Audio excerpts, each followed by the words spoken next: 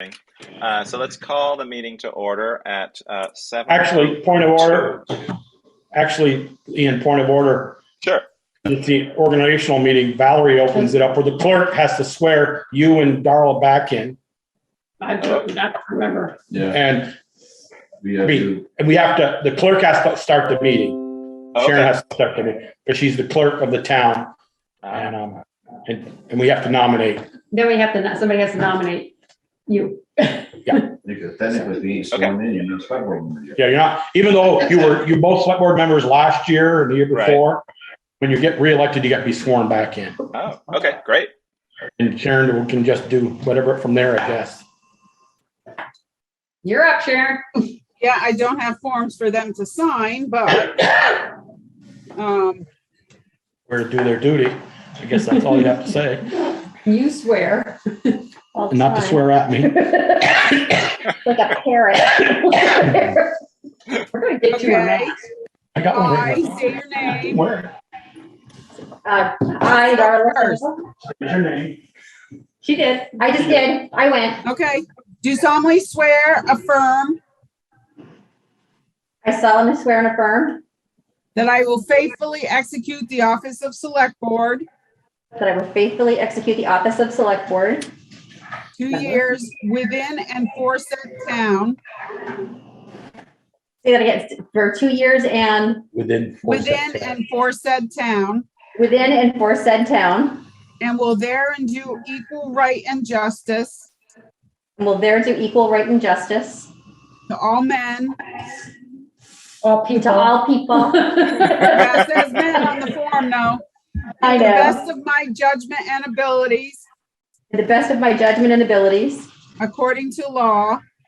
according to law. I also solemnly swear and affirm that I will support I also solemnly swear and affirm that I will support the Constitution of the State of Vermont and the United States. the Constitution of the State of Vermont and the United States. So help Too me bad. God. So help me God. It's too bad you couldn't just read it and that they say, yes, I do. I think you can. It's That's okay. I was. We're going to make Ian do it though. Okay, Ian, it's your turn. Okay. I Ian Albinson, do solemnly swear affirm do solemnly swear and affirm that I will faithfully execute the office of select board that I will faithfully execute the office of select board for 3 years for 3 years within and for said town, within and for said town, and will therein do equal right and justice to all people and will therein do equal right and justice for all people in the best of my judgment and abilities, in the best of my judgment and abilities, according to law. according to law. I also solemnly swear and affirm that I will support I also solemnly swear and affirm that I support the Constitution of the State of Vermont and of the United States. the Constitution of the State of Vermont and United States. So help me God. So help me God. Now you're sucked in for another 2 and 3 years. Then All you'll right. take most. Then Sharon, you just have to ask for election of chair, right? Okay. Now it's time to elect a chair for the select board. Do I have any recommendations? I'll nominate Ian as the chair. Second. Okay, is there any further discussion? If not, those all voting in affirm, please raise your hand. All right. Aye. Those who oppose? The ayes have it, it's so voted. It's a good thing you didn't raise your hand in the negative there, Ian. No, I think it was just up from the previous. Does Sharon continue to do the vice, or do I take over now? No, we can. You can do it now. I didn't know I Okay. was doing anything. You did great. You did Sharon. great, Sharon. Yeah, thank you, Sharon. Put her on the spot. That's right. I know. Way to punch. Okay, that's great. Thank you for that, Joel. It is important. Okay, so I guess as chair, let's continue through our organizational matters and elect a vice chair. Do I have a nomination? I nominate Darla. You're next in line, right? I think so. But I read it. Second. Okay, we have a motion and a second. Any further discussion? All those in favor, raise your hand or say aye. Aye. All those against, say nay. Motion carries. Darla is vice chair. Okay.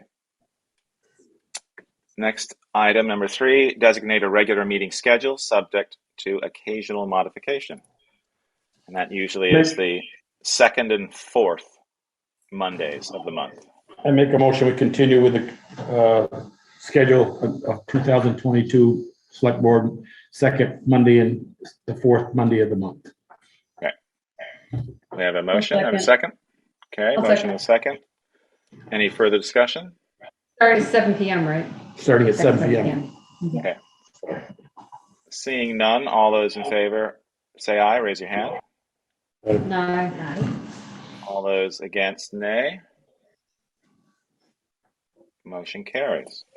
Who seconded? Michelle. Michelle? I did. Yeah. Sorry. I'm trying. Item 4, designate the Addison County Independent as the newspaper of record. So moved. Oop, we're getting a little bit of feedback. Just Okay. took me a minute. You can hear. Oh, I see. Darla's there and there. Okay. I'm everywhere. Okay, we had a motion from Joel. Do we have a second? Yeah, second. Oh, okay. Motion second. Any further discussion? All those in favor, raise your hand, say aye. Aye. Aye. All those against, motion carries. Number 5, designate official posting locations for the town. Currently the town office, Lawrence Memorial Library, Shaw's, Bristol Beverage, and our website. So moved. We're only required 3, right, Val? I don't know if they have to be 3 Yeah. physical. Muted That's why. 3 physical plus the website. Right, That's right. okay. Do we want to change Just any? say I we think have 4. We have 4. That's Yeah, right. we added Bristol Beverage as one, I think, a couple years ago, or maybe. I can't Might have been remember. last year. Last year.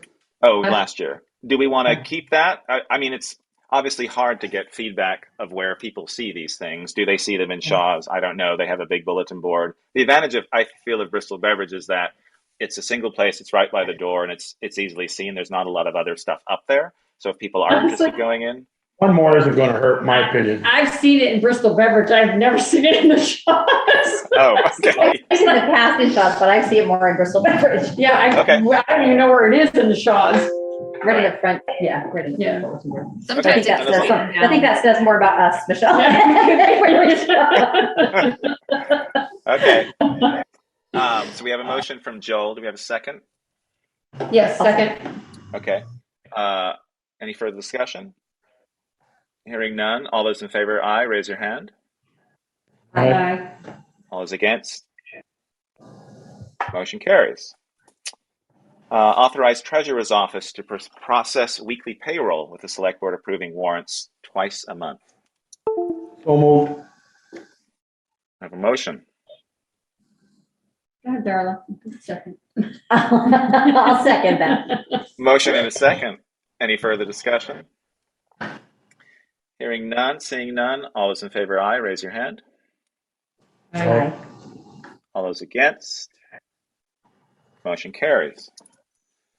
Number 7, review of Select Board rules of procedure. Val? So I don't think we need to spend a lot of time on this, but I think it would be worthwhile to at least acquaint people or reacquaint you with the Select Board's rules of procedure. It starts out with the purpose. It identifies the officers and outlines their duties. It identifies regular and special meetings and the procedures for carrying those out, the quorum and voting. And it also clarifies that the chair can vote. For a long time, people believed chair was not allowed to vote, but these rules of procedure clarify that the chair can vote. Conflicts of interest, public participation, email communications when it's appropriate and when it's not appropriate, or allowable and not appropriate. Citizen participation, including public forum, and just the general operation of the meeting. And this was adopted in 2021. And so this is an opportunity if any members feel there should be some adjustments. Now, opportunity to do that.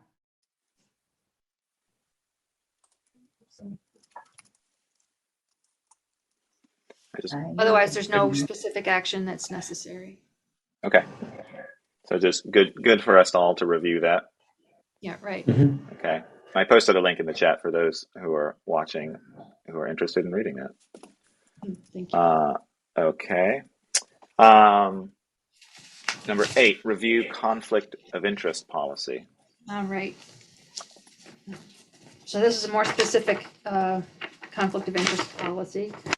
It was first adopted in 2012, and it applies to all municipal bodies, Planning Commission, Development Review Board, and all the other committees. And it's basically, it identifies what is a conflict of interest, ex parte communication, quasi-judicial proceedings, disclosure, recusal, certain exceptions, and then the procedure if conflicts of interest are in fact identified, what kind of enforcement measures are available. So it's an opportunity to check this out, and also it needs to be adjusted. Okay. Thank you very much. I posted a link in the chat as well, if people are interested in that. Final item would be the designate select board liaisons to town departments. So In the TA report, it lists who's currently assigned to which department. So we have clerk treasurer is Darla, fire is myself, Lawrence Library is myself, Lister is Joel, planning and zoning is Michelle, police is myself, public works is Peaker, recreation is Darla, revolving loan fund is Michelle, and water and sewer is Joel. Ian, just a little, Yep. sorry, small That's correction. It also should, whether it's landfill or trash or Addison County, I don't know. Addison County Yep. Solid Waste. So, yeah, that should be down there too. That's all. I'm on that board representing the town. And just, if we have a question with R&L, you guys usually have me, go over and deal with it with them, so. Do you want to add that to the list? We don't have a landfill anymore, so I don't know how you want to put that. Okay. Yeah, we could put that on the list. Okay. How does everyone, in terms of select board members, how do they feel about their liaison status? Do we want to update any of those? Do we want to give Peaker any of them, since he has one and most have two? No, I'm not. I'm not saying that. Assigned to Peaker. Well, that is the biggest so-called the biggest department. Right, that's true. As in, The biggest problem well, department. no. Most equipment too, and things of that nature. I was going to ask you, Ian, is fire and police too much now that you're the chair? Just going to throw that out at you. Yeah, that was a question I had too, Joel. I don't You think won't be so. doing too much? No, it's been, I've been involved in interviews and things like that, but it's not luckily it's not, the turnover isn't great, which is good. And so I feel, my time there is fine. And I enjoy, working with those departments and helping as much as I can. So I'm fine with that. And the library, again, is sort of, is a well-oiled machine. And Coco keeps me updated on that. So I think it's fine. Yeah, I'll be dealing with the police negotiations. That's what I was going to ask. He's not. That's right. Okay, you're doing that, Michelle. Okay. That's great. And thank you for doing that, Michelle. I'll let you know. That's why I brought that up. If you were going to do the negotiation too, you might want to rethink that. So, but you're not. That's true. Okay. Thanks, Joel. Any others? So we're gonna add Joel for the Addison County Solid Waste District. But does anyone else? Darla, you're okay with recreation and clerk treasurer? Yes. Okay. And Michelle, you're good with planning, zoning, and revolving loan fund? Yep, fortunately, Okay. there's not a whole lot done with those, so, Okay. We Okay, do. great. Not out of county solid waste. no, thank you. Val, do you need a motion, or we just consensus, or? I think consensus is fine. Okay. All right. Sounds good. So let's jump back. Proceed, yeah, to changes to the agenda. Yeah. So let's go back to review of agenda for addition, removal, or adjustment of any items. And I think we have one this evening, perhaps more. Yes, the algal wheel presentation has been postponed to What? the next Oh, the the next algal. meeting. So item number 1 is Yeah. postponed because the presenter had an emergency. So Okay. we'll aim for the next meeting on that. That looked interesting, I have to say. Yeah, it will Very be interesting. Val, Yeah. can you guys do like a quick 1-minute history of that, so I didn't know I heard about it, but so I'm prepared for next meeting. Right. On the website and linked in my TA report is the email thread from last year where Champlin Associates sent out information that this new technology has been approved in Vermont. And I reached out to them to explore if that was an option for Bristol's septic system for the pretreatment to increase its capacity. And Alan Heinziger and I sat through a presentation from the company, and I was intrigued. And it, from the looks of it, it could be cost effective, a low energy input. It could be a pioneering technology that will be another thing that stands out for the town of Bristol. So it is perhaps worth exploring. Okay. The one thing I will tell you is that one of the links in there doesn't work. The one link did, the second link didn't. I couldn't get to the second article or story that we had a link to. So it wasn't available, so. Okay, we can double check that for next week Yeah. or the week after. Okay, yeah, it does look really interesting, and I think it's like you said, Val, it's worth them coming in and talking to us about it, and obviously involving VTums as well and engineers, just to sort of see what the potential is. Any other? I was intrigued by the low maintenance of it too, and the low technology, so that it's scalable and it's manageable. So it's not this high tech, expensive treatment system that we traditionally look to. Yeah, great. Any other? So we're gonna scratch that for this evening. Any other addition, removal, or adjustments of the agenda? Well, I wonder if we want to move, since we have a little extra space, I wonder if we want to move item 11, which is the appointment of town officers, up a bit, because I see that a number of people are signed on and they might not want to sit through all the rest of it. Sure, I'm fine with that. Joel, Darla, Michelle. Okay. Okay. All right. So we're hopefully folks had a chance to look at the table that was posted on the website, and I don't think I had a link. Maybe I did have a link in the TA report of those who are interested in being reappointed. Would it be helpful if I share my screen with it? Sure, that'd be great. Okay.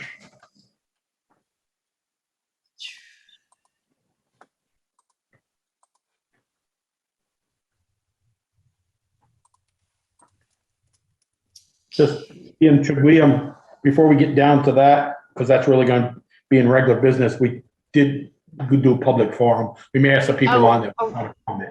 That's true. Thanks, Joe. Thank you for that's a good, and department head roundtable. Okay, Good Val point. can prep that. So yeah, so we got review agenda. Number 2, overview of Zoom meeting operation procedures. The usual things: mute microphones, recognition by the chair if you wish to speak. Let's go to item number 2 on the agenda, which is public forum. This is 5 minutes for anyone to discuss anything that's not on this evening's agenda. And either just begin talking or raise your hand using the little icon in the Zoom meeting. Jennifer has her hand up. There we go. Hi. Jen Urban. Hello there. Hi, I'm Jenny Urban, and my husband and I recently put in a liquor license application and was told by the town clerk that you would be able. You muted Oh, you got- yourself. Did I mute that whole time? We got the beginning. Just the very end. My husband and I are looking to get our liquor license approved, and it looks like that's going to be kind of at the very end. Am I right about that? Yes, that's usually how it happens. Okay, so we'll just wait until then if we need to be here or not. We could ask Sharon just quickly regarding that. Usually it's just we don't have many issues with that, but I don't know if there's anything particular about it that we need to know about, Sharon. No, it's a new liquor license. Is it just for beer and wine, Jennifer? No, it's first and third class, and First and third class. Okay. We're a catering company. We used to do all the catering for the Bobcat, and now we are our own LLC. Okay. Okay. Not, I mean, as far as I know, there's nothing out of the ordinary. Okay. All right.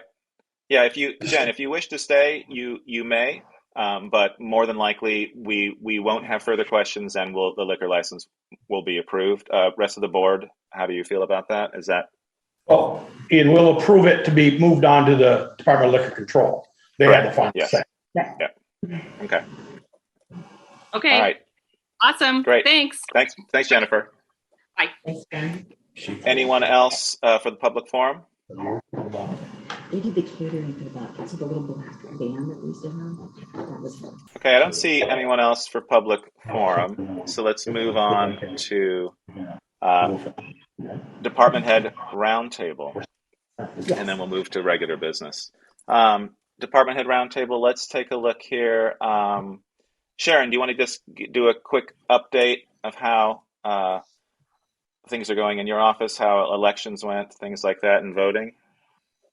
Election went fine. We had about a third of the voters showed up to vote. There weren't really any surprises. I do still have to upload everything to the state of Vermont, and we'll go from there. The next election will be in August, so probably in a couple months we're ramping up for that. We're getting caught up on land records. We still got dog licenses.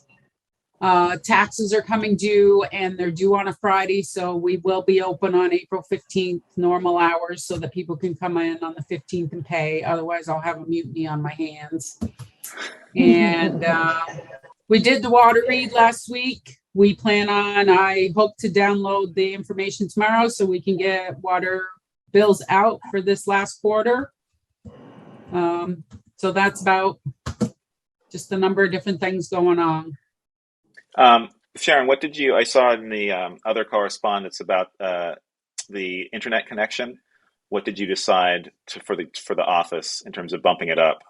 We've already changed it to the top, to the 1,000.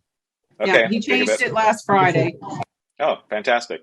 So hopefully you should see a difference. If you don't, call him back or email him back. Well, so far I haven't heard any complaints. So okay, that's great. That's excellent. Thanks for working on that. And one other question I had just in terms of the election, how did it work upstairs? I know that the last couple have been downstairs. How was it upstairs and how did the flow go? Did that work out okay? It was fine upstairs. The only real issue I had was workers because a lot of people were gone. Yeah. And a lot of people didn't want to do it because they're still leery about COVID. I think it worked well going out the handicap door because we didn't have people congregated out front, outside instead of in the lobby. So that was a huge help. So I think it went well. Karen, what did you figure out about the electricity and the outlets? Because that was the other issue. They were looking at the wrong box, the electrical box. The one that tripped was upstairs in the balcony. Yeah. So now we know. Good. Great. Any other questions for Sharon from the board? Okay, thank you, Sharon. Let's move to Anthony, treasurer. Any updates from Anthony? Yeah, currently I've had a quite a few meetings the last probably 2 weeks, looking at our budget process and just discussing new alternatives, if any. I've also been constantly talking with the fixed asset auditor. There are a few more invoices that need to be sent in. Then we should be done with the whole thing. Haven't heard anything else. Just the fixed assets have been the thing that they've been focusing on. That being said, I've also had meetings with the Vermont Community Foundation as well, trying to just scope out a couple options for us. I know that there's been a lot of talk about what to do with our ARPA funds and where we should keep them in the meantime. So I've just been exploring pretty much all of our options. Trying to think if there's any other new developments. Taxes are due in almost exactly a month. So it'll be really interesting to see how our new cash receipt processing and how that works out. I'm pretty excited to actually see it because we shouldn't have any issues. Maybe Always nice. word, but yeah, that's pretty much it. Okay, thank you. Any questions for Anthony? Okay, let's do the recreation department. Meredith, how's it going Right. with you? Things are good. The Holly Hall has been busy with rentals and also just classes like dance class upstairs. The clay studio is rocking. The classes are full. Usually we have a wait list. Our summer camps are almost full. We have a few spots left in our Wheels camp and in our Hub Adventure camps. And we had a successful vacation swim program. We were limited to the amount of kids we could have in the pool, which was 15. And we had it as a reservation system, and that worked out great. And I had a lifeguard from Virgins, so that was really nice to be able to work with the Virgins pool. And then just a few dates to get out there. Human Power Parade will be May 14th, and the townwide yard sale will be June 25th. So I know that some people have been inquiring about that, so I wanted to get that out there. And then for the next meeting, I've got a couple of other grant requests that I'm gonna propose and a follow-up on the playground. And I know tonight there's a question about our after-school grant program, which Alex will be happy to let you guys know how that's going. Okay, Yeah, great. I think you're Any right. questions for Meredith? Okay, Mayor, I do, actually, I'm sorry, Ian. that's okay. Meredith, Sure, Jill. Yeah, if we get Rooster, is he coming back to this building, Holly Hall, anytime before he- a year or two? he is supposed to come back to help me out with a estimation of the front porch and side porch for the possibilities of the historical grant. Okay.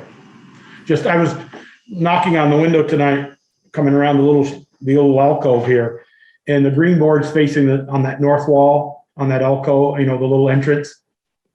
There's one of them that's just plain gone. It's rotted right away in the bottom. So it's going to need some attention, not right off, but probably when you're doing the porch, they could do that little bit there. Okay, thank you. Okay, yeah. Okay, great. Thank you, Meredith. Bruce, Police Department.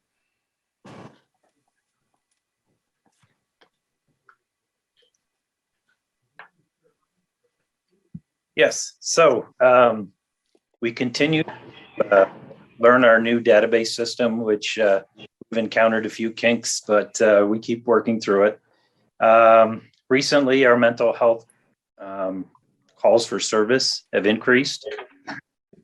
I think it might have something to do with the weather, but they're definitely up. So Officer Turner has been working on some of our found property that has been piling up at the station for the past few years. There are at least two lists, one at the town hall and the other is going to be at Shaw's. And we're asking Ian to put up a list online as well. of the found property for people to review. If it's their property, they can come pick it up. If not, after 30 days, we will throw it out. So it'll be nice to get rid of that. Can you give examples of what this property is? Oh, it's anything from, we've got cell phones, we've got computers, we've got Bikes. bikes, we've got a gas tank from a boat. We've got it's just anything that you can think of. If somebody found it, they brought it to us. Bruce, if you got the bikes, check with Chris Morrissey, because sometimes they revamp them and give them to kids who don't have funds. They'll fix them up and then donate them. Yeah, there's a If phosphorus. we have leftover bikes, I was going to reach out to Meredith first and see if we could use them over at the rec department. If not, then yes, I would reach out to another place where they can be donated and put to good use. And then the only other thing I would update is Francis Smith, our police officer, will be starting the Level 3 Academy on the 21st, which is next Monday. So he'll be attending that for 16 weeks. And that's all I have. Lucky him. Congrats to him. Yeah. Yeah. Great. Thank you, Bruce. Any questions for Bruce? Okay. And let's move to Brett, the fire department. Good evening, Ian. Thank you. Hello, everyone. Just a couple of updates from the fire department. Well, first of all, as of today, March 14th, 2022, the fire department, we've responded to 28 calls for service. As a follow-up to last year's passive visit, the VLCT, their risk management folks, one of the items that was identified as them highly recommending we take action on is the installation of high water monitors, because our boiler, our heating system is on the second story of the building.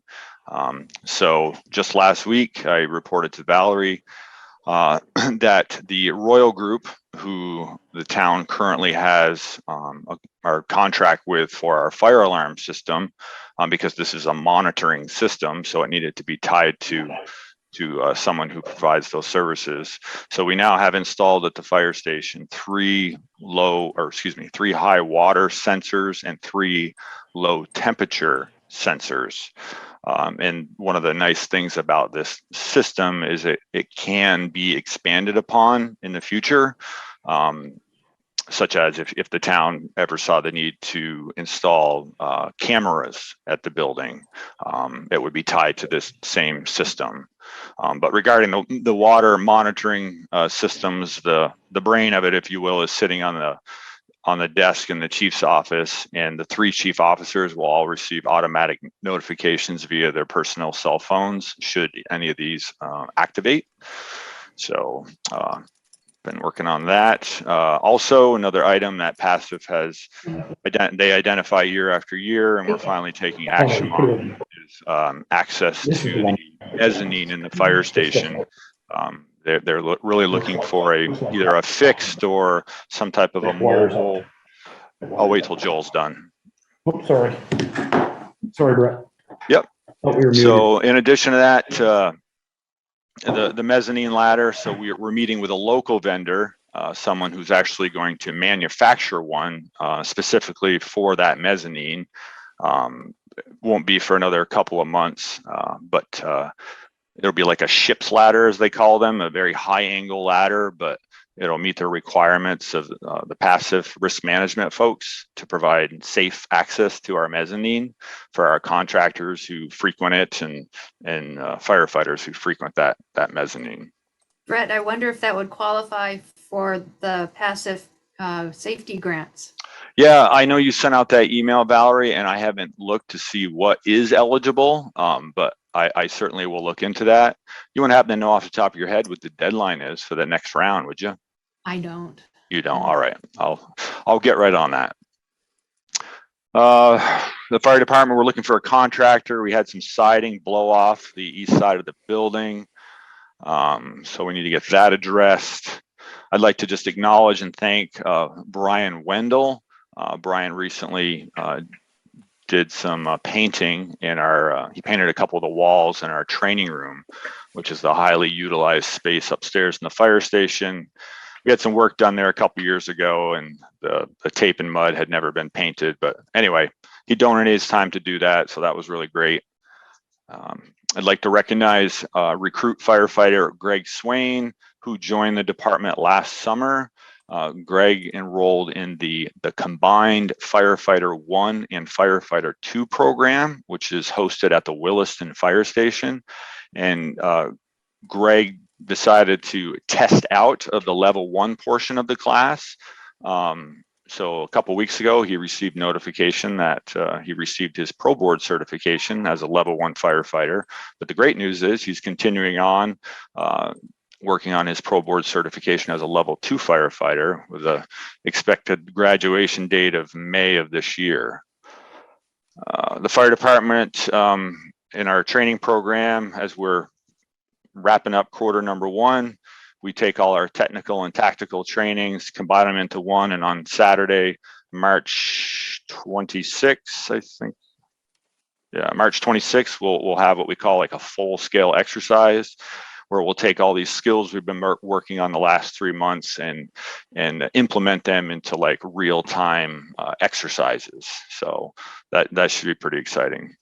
Let y'all folks all know that the town of Bristol, we are hosting the annual Addison County Firefighters Association Regional Fire School.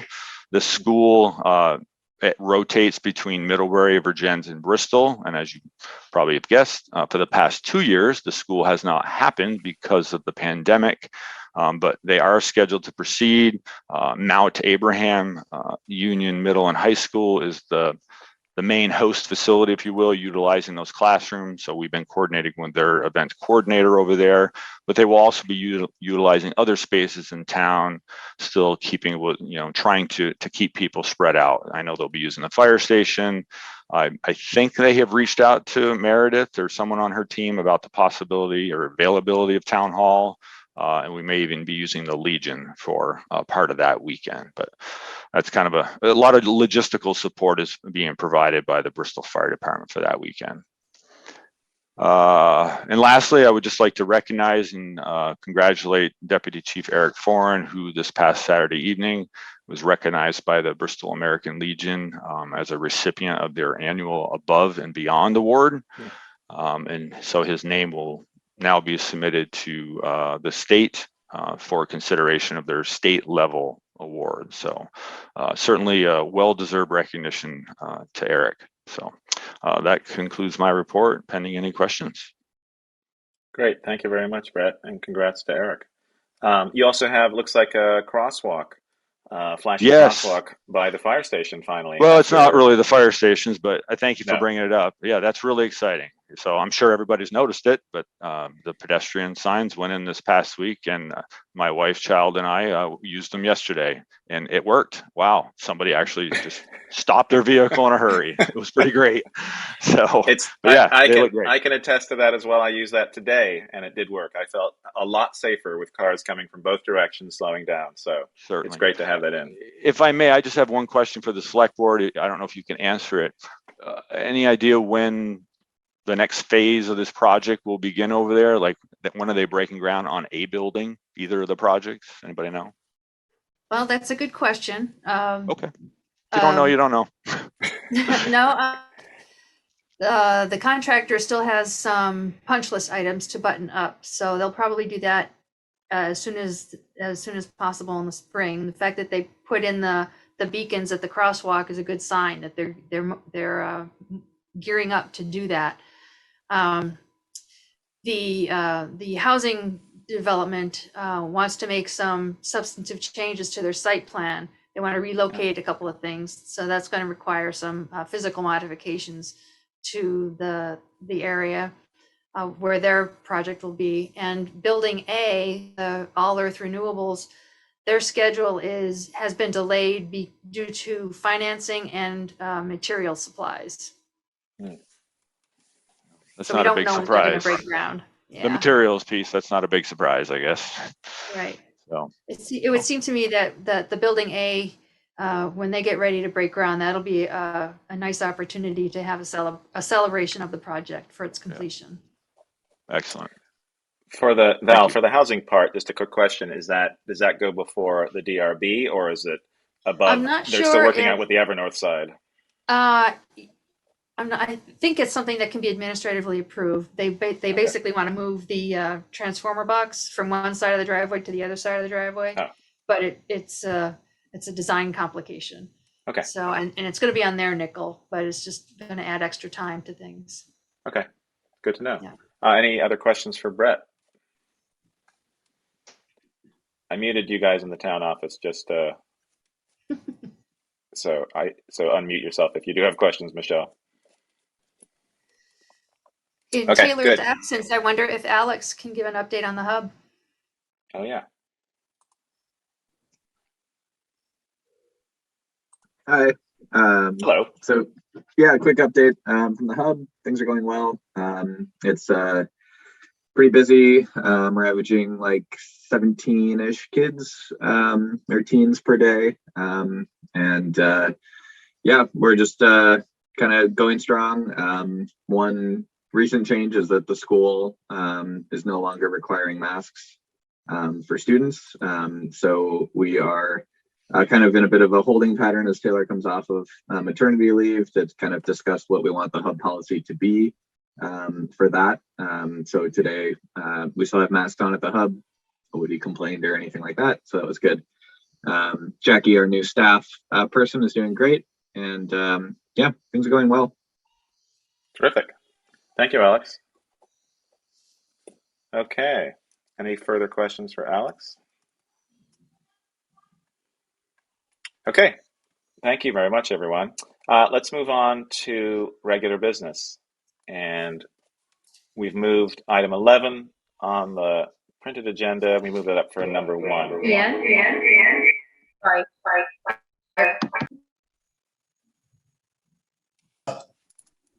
Eric's with us. Eric's here. Oh, sorry, Eric. My apologies. That's okay. Eric, what's going on with the Department of Public Works? What? Thank you. They can see him. Yeah, we got through the last storm. It was a little tricky being some of the roads are thawed a little bit, and so plowing was a little bit of a challenge. We had to repair the loader today. One of the pins was seized. Nothing, and then our roads are posted now for anybody on there that trucks. They've been very good so far as calling. Mud season will probably start this week, so we'll be dealing with that. Can you explain to a layperson what the postings are? I've seen the signs. I'm curious. I don't know what that's about, and I probably should. There are weight restrictions, so the road is temporarily, the weights are dropped on the road, so During mud season. Really? Yeah, during the roads soft, keep the loaded tandems and excessive weight and stuff off the road so they don't go to crap so quick. So they don't put ruts in the road and we have to Yeah. try to navigate them. It tries to it saves money and time and labor. Some of it, not all of it, because there's certain spots that just, no matter what you do, it goes anyways. It doesn't matter. Right. And that's mainly on unpaved roads, I'm assuming. No, dirt. Dirt roads. Yeah, dirt roads. Yeah. There is a couple paved roads that we do have posted. Just because the bases under them aren't that great. And that's until May 15th, if I remember. The latest is May 15th. Normally, we take them down before the latest date because we got the roads all shaped up and don't have to worry about it. So they normally come down before the deadline. The only other thing I got is a question for you guys.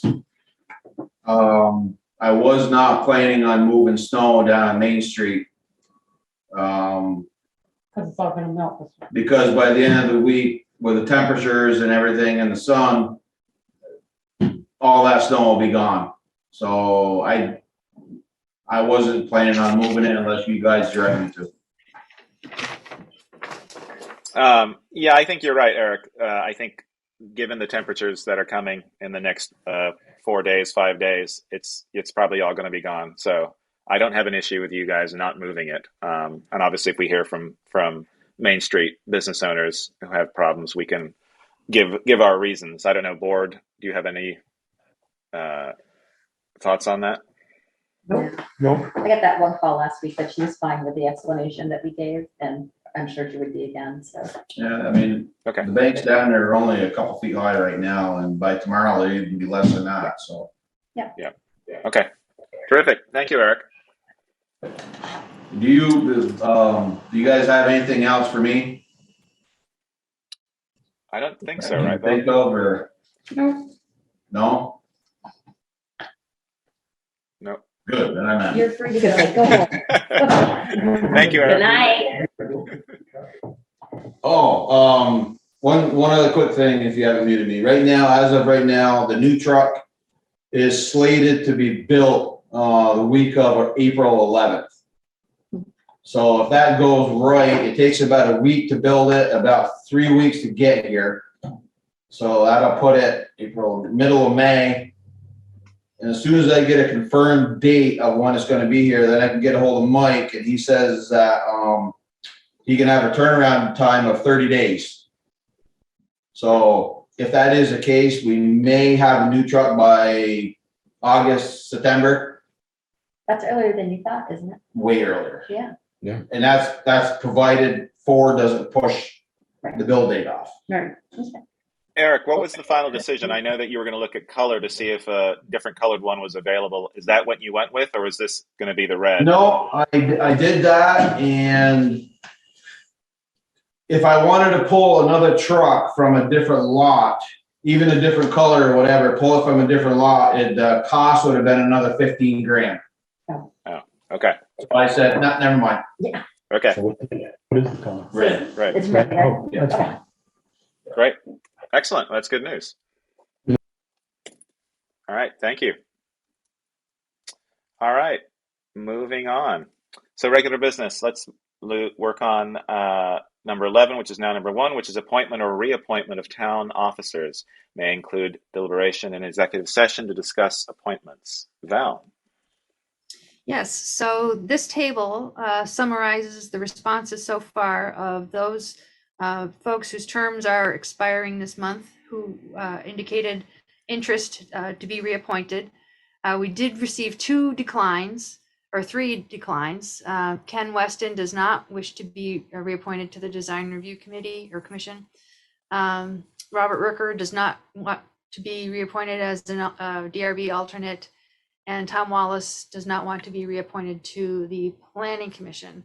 Still waiting to hear back from Melissa and Lloyd on the Planning Commission, and Tom Wells on the DRB, and Alex Smith on the Conservation Commission, and Randy Sargent on the Equipment Committee. Okay, good. We've got some good updates there. So for the positions that are vacant, we'll be able to work and get those posted. Yep. Okay. And I don't know if you want to do one posting that includes the multiple boards or committees or individual, whatever is most efficient, but also is clear for people Right. looking at it, maybe on the website or Front Porch Forum, things like that. Yep. Let's see, 3 positions that are 1-year position. The deputy health officer is a 3-year term, and that requires the select board to sign, or the select board chair to sign the form. Okay, And, I can do that. Yeah, and the solid waste management. I don't know if Joel has decided whether he wants to be reappointed to that board. Joel, what say ye? Can we move that X over to the left? I don't know how to interpret a shrug. Okay, well, let us know, Joel. The owl is muted.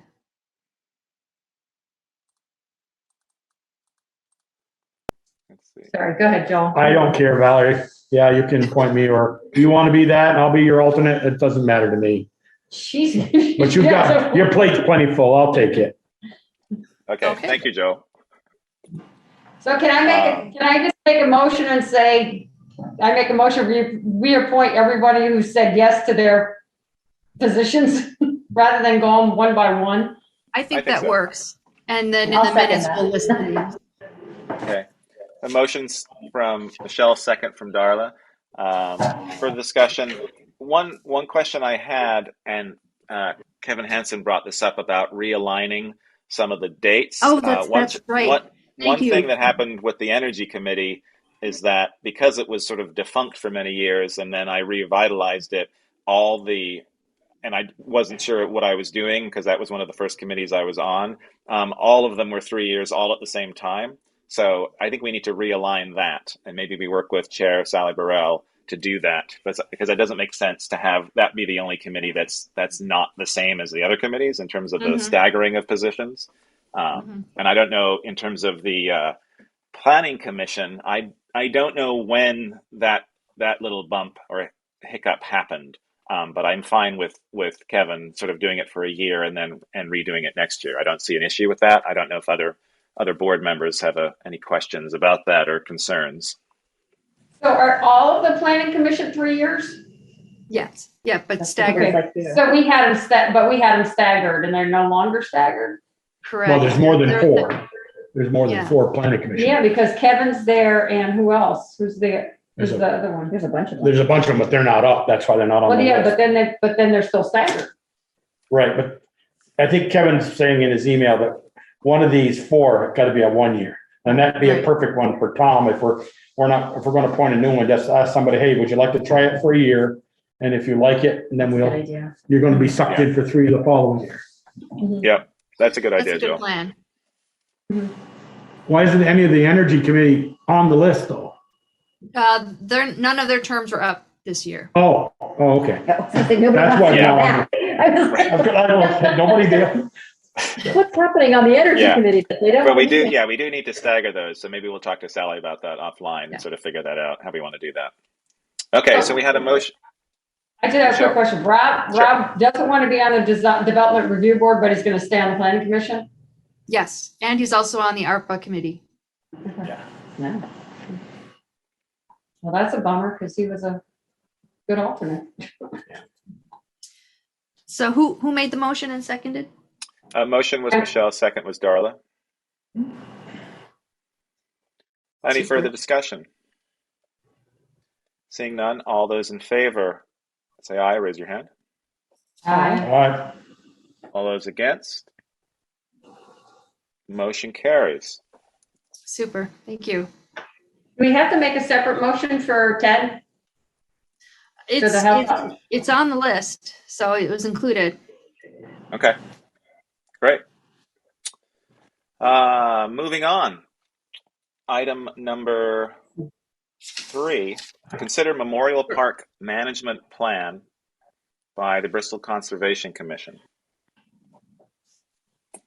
And I think we have with us Kristen and Carolyn Dash, chair, and is Kristen vice chair? I'm vice chair.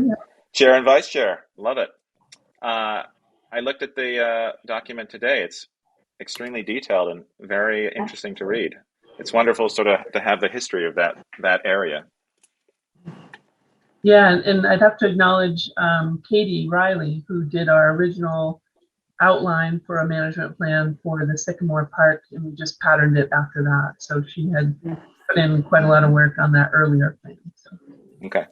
So can you give us a little, I don't know if Val wants to talk about this, or Kristen or Carolyn, if you wanted to give us a little background on this, so we let the viewers know what this is. Sure. I think Kristen and Carolyn should take the ball. Okay. Okay, we can do that. So in the town plan that was recently approved, one of the tasks or implementation tasks was to develop a management plan for each of the town-owned parks. And we thought we'd start with Memorial Forest Park. This particular outline is one that we envision using as a template going forward for all the other parks. In fact, we've already started on one for Eagle Park. So you'll be seeing those come through for review and approval in the next several months. Basically, the plan outlines current uses of the park, current issues that may need to be addressed at the park, and a plan for addressing those issues by all the relevant departments here within the town, Select Board, Conservation Commission, Rec Department, and others. And specifically at Memorial Forest Park, I think we have a couple of outstanding, well, first I'll start with the positives. It's a beautiful park. It's got a great history, long history. We envision this park as one for quiet reflection and education and fitness. We have other parks in the town that allow for more active recreational uses like Sycamore Park and so forth. But this one we felt was one that is a park for quiet reflection and in keeping with its original purpose and intent, which was to serve as a memorial to those who had served in the past in the Korean conflict and previous wars. So there's a couple of issues outstanding at the park. One is the condition of the bridge and the footpath leading to that bridge over the chasm. We've had engineering assessments done of the bridge, and they determined that probably there's about 5 more years of useful life in that bridge before it would need some form of rehabilitation. And so we are still in an ongoing process to identify grant funding sources to help redesign or rehabilitate that bridge and redesign and redirect a portion of the very steep trail that accesses the bridge. Porter Knight has been instrumental in searching for some of those grant funds in the past, working with us at the Conservation Commission. But we've had a couple of tries and a couple of declines so far, so we'll keep persisting to find grant funding for that.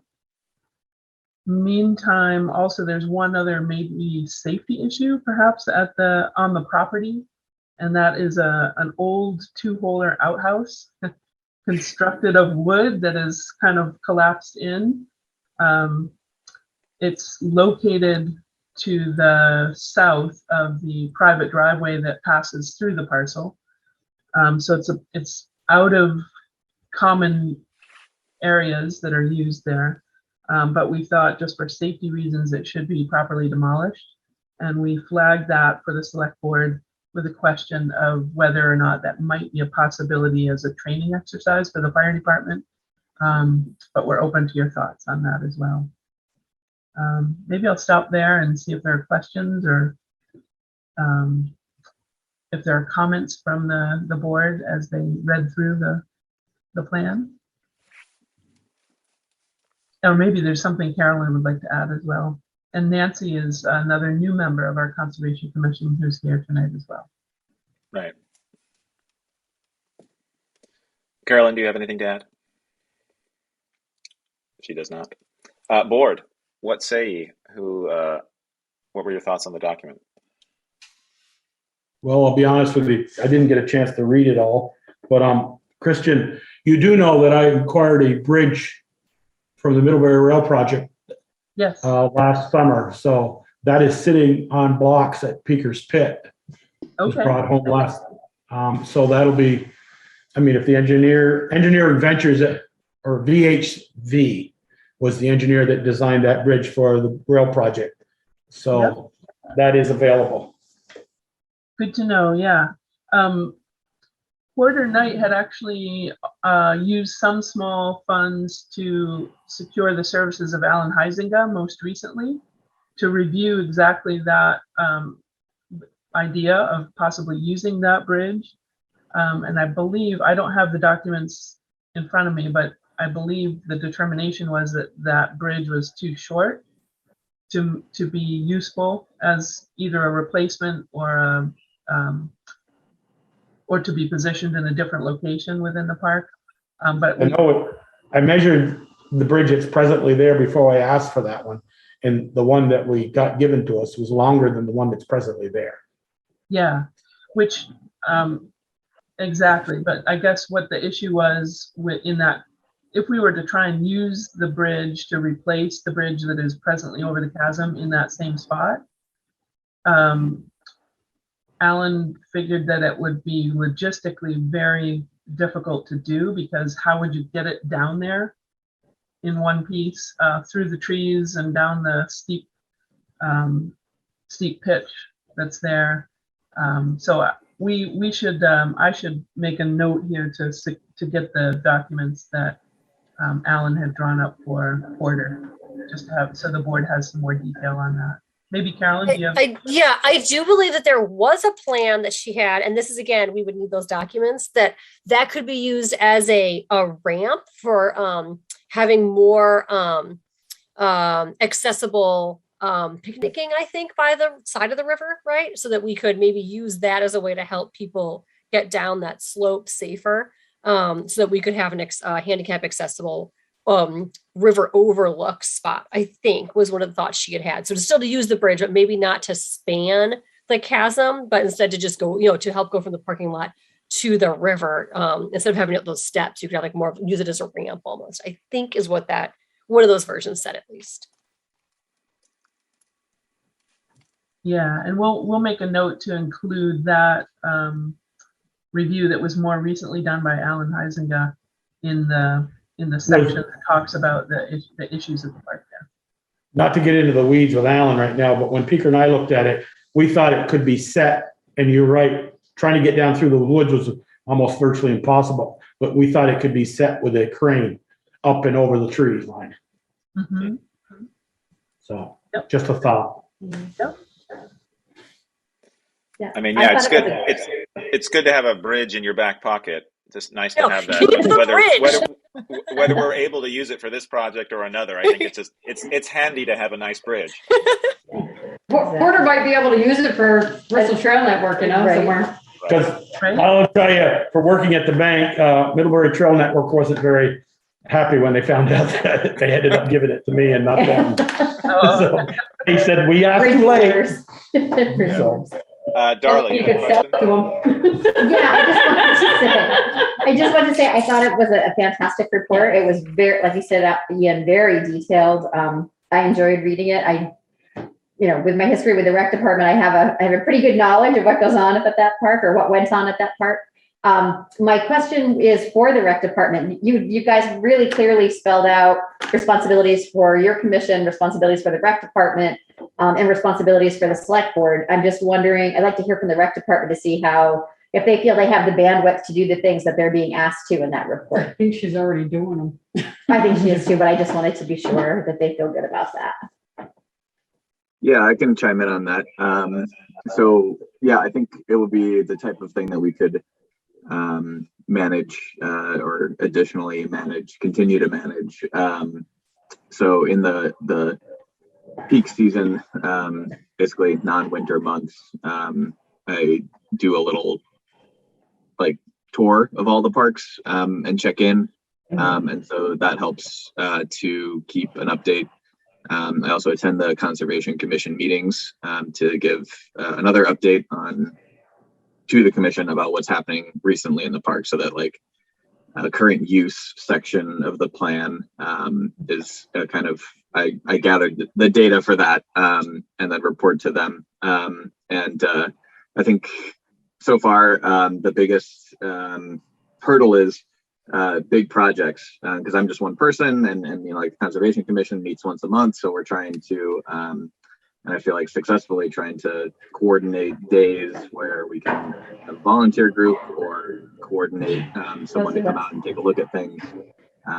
So yeah, I think we can continue to have a handle on that pretty well. That's great to hear. Yeah, looking at the actions for the different committees, I think we're clear in terms of what we need to do. It would be nice looking at for Conservation Commission sort of development of signposts or kiosk. It's great to have the one that's down on South Street for the Coffin Factory. And it'd be nice to see something like that up at Memorial Park as well as all of our parks. I mean, I think that's something that's going to be able to tie all of our recreational assets together. And again, looking at this list, a lot of these things could be proposed for the ARPA money. And I'm sure members of that committee will be reaching out and sort of asking for input. And a lot of these things, I feel, we'd be able to fall under those categories. So it's something to think about. Any other questions? Oh, Val, you have your hand up. Yes, thank you. A couple things. And it might be in there, but I missed it. Is there a plan for renewal? Like, does it need to be reviewed every 5 years, or what would be the process for review and update of the plan? Yeah, you didn't miss it. It's not in there. We should have we should have some kind of plan for future review.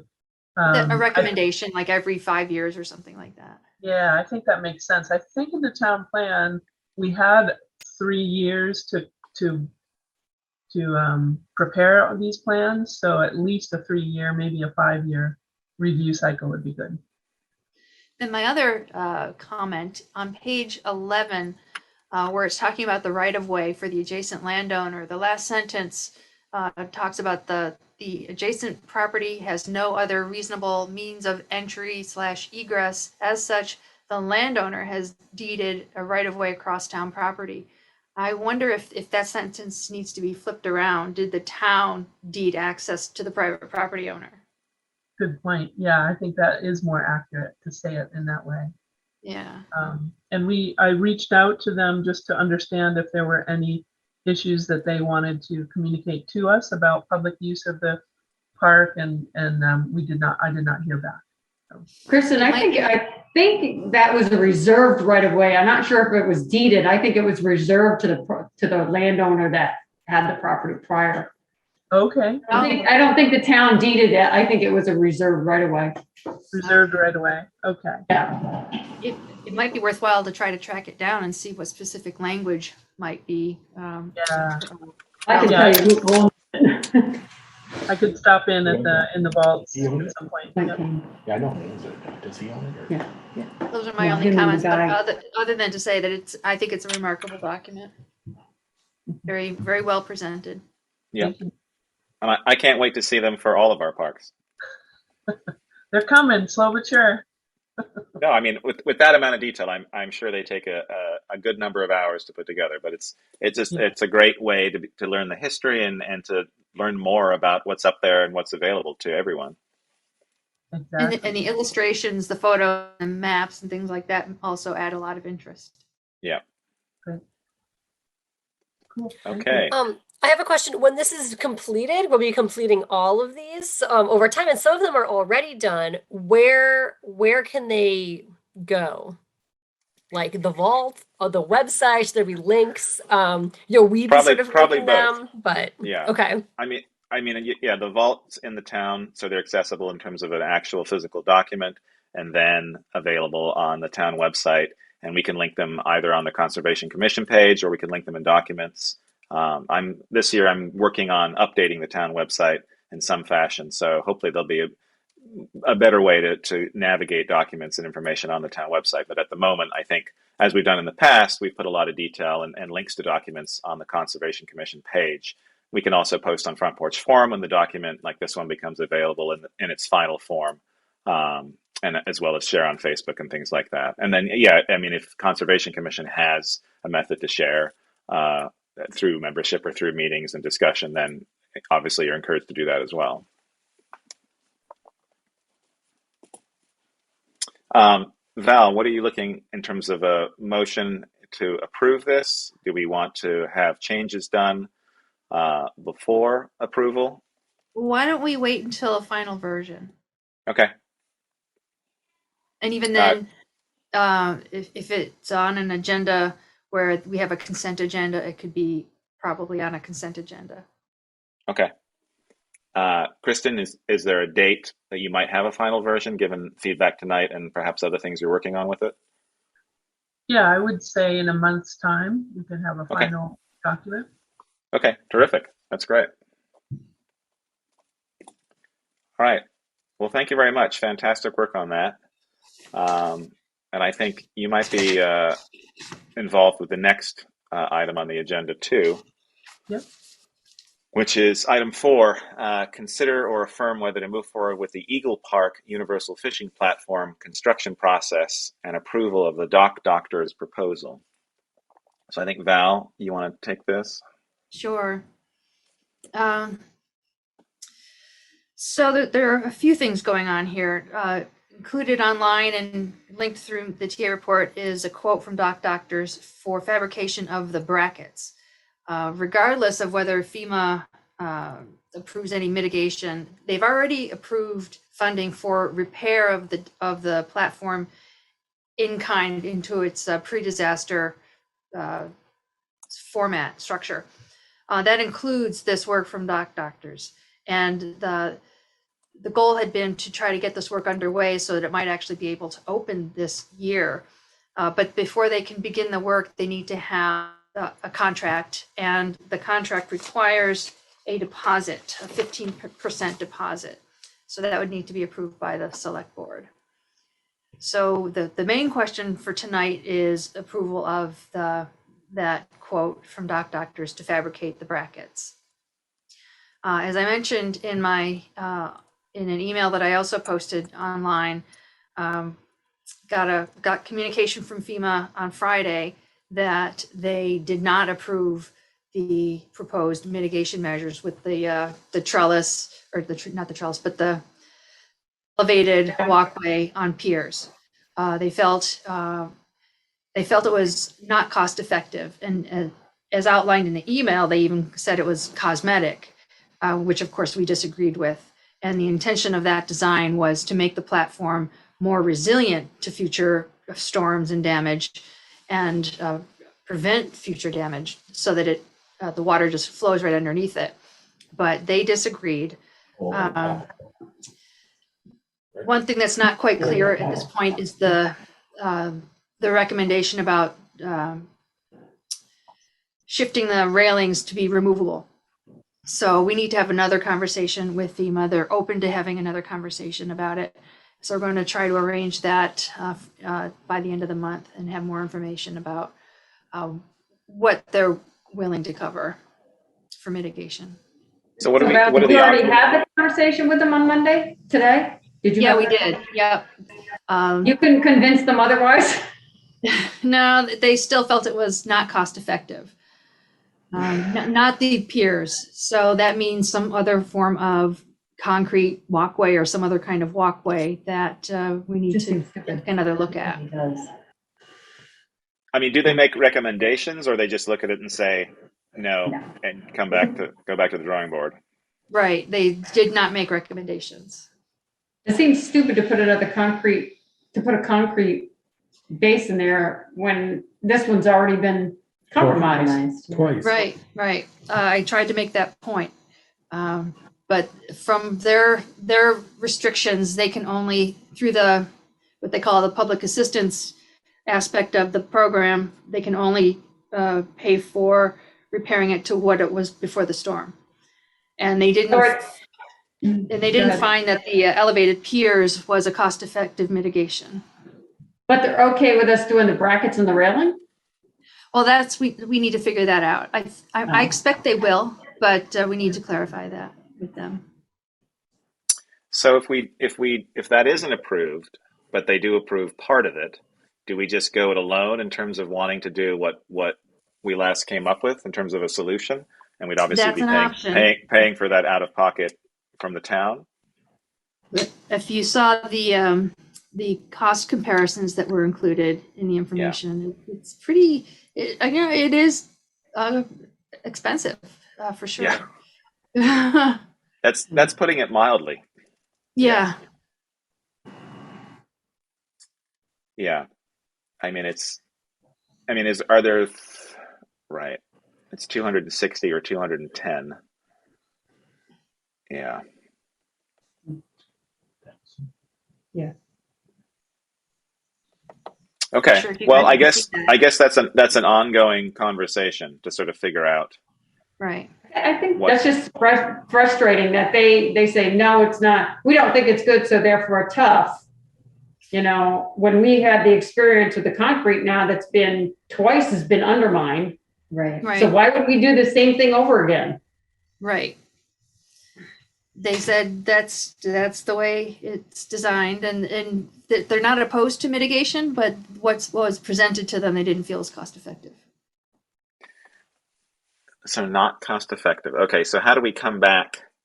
Yeah. Can we tweak our proposal?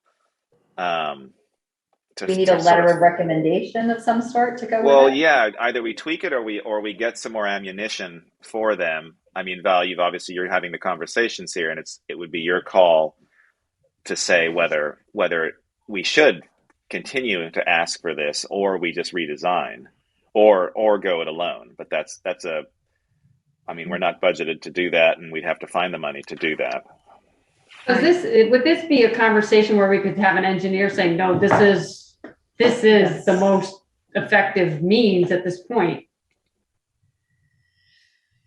Well, I'm gonna let Kristen and Roy handle that question. Yeah, I think there is an opportunity for us to push back. Neither myself nor, more importantly, Roy were able to meet with FEMA today to make that 10 a.m. meeting. And so they have agreed to allow us to have another meeting later in the month, as Valerie was indicating. I think it would be really important to have Roy present at that meeting and make the case that that the concrete slab is not resilient, that the Trex platform on helical piling is a much more resilient approach. And I think Roy is here as well, if Roy would like to add to that. Yeah, thanks, Kristen. And for those I haven't met, my name is Roy Schiff. I'm a water resource engineer with SLR. I've been working with you all on the platform. And yeah, I think it's certainly good to have a conversation or two with FEMA. This isn't unusual. We sort of picked a design, I would say the most resilient design. There are a couple in between options that will probably be a little lower in cost. So I think talking with FEMA about the pitfalls of just replacing what's out there, the likelihood that it will be damaged pretty quickly, versus, there's another option is putting in a concrete foundation. But we thought if we really want something that's going to last for a long time, the helical pile system is the way to go. And it's a common engineering approach used along rivers, on bridges and culverts. Pilings are the way to keep something in place. So I look forward to having those conversations with FEMA and discussing the options we went through, and seeing if they'll reconsider their first decision. Roy, do you feel you have what you need to talk to them? Do you need anything in terms of from the Bristol side or us for that conversation? No, I mean, we've done a bunch of data collection and assessment, and as the original designers, and we're familiar with the river, and with Kristen, we've assessed this area of the river, and we know we've kind of watched it over time. I feel like we have a lot of knowledge, and I think it's not uncommon when you go to these FEMA meetings. People are in the region, so they don't sometimes know the details of the site setting or the futility of putting the same thing back in there, how we'll be knocking on their door again in 5 more years. So yeah, I think a conversation about the river setting and what we can expect out there might just help kind of sway the conversation a little bit. One comment that was shared from FEMA, Dr. Downer wasn't on the call, but he was on the group that did the original damage assessments and evaluations. And if from his perspective, gravel is cheap. So in other words, they don't care if it gets washed out a lot. It's cheaper to just replace gravel than it is the price tag of the proposed mitigation. Yeah, but gravel goes down undermines the concrete, and then eventually the concrete goes down the river, and that's an issue. You're right, and that causes problems. But it takes out the Route 116 bridge, right? Well, yeah, if you get enough of it. If we replace it every 3 years. No, I was talking about the cement, you know, if that platform actually goes down. Right.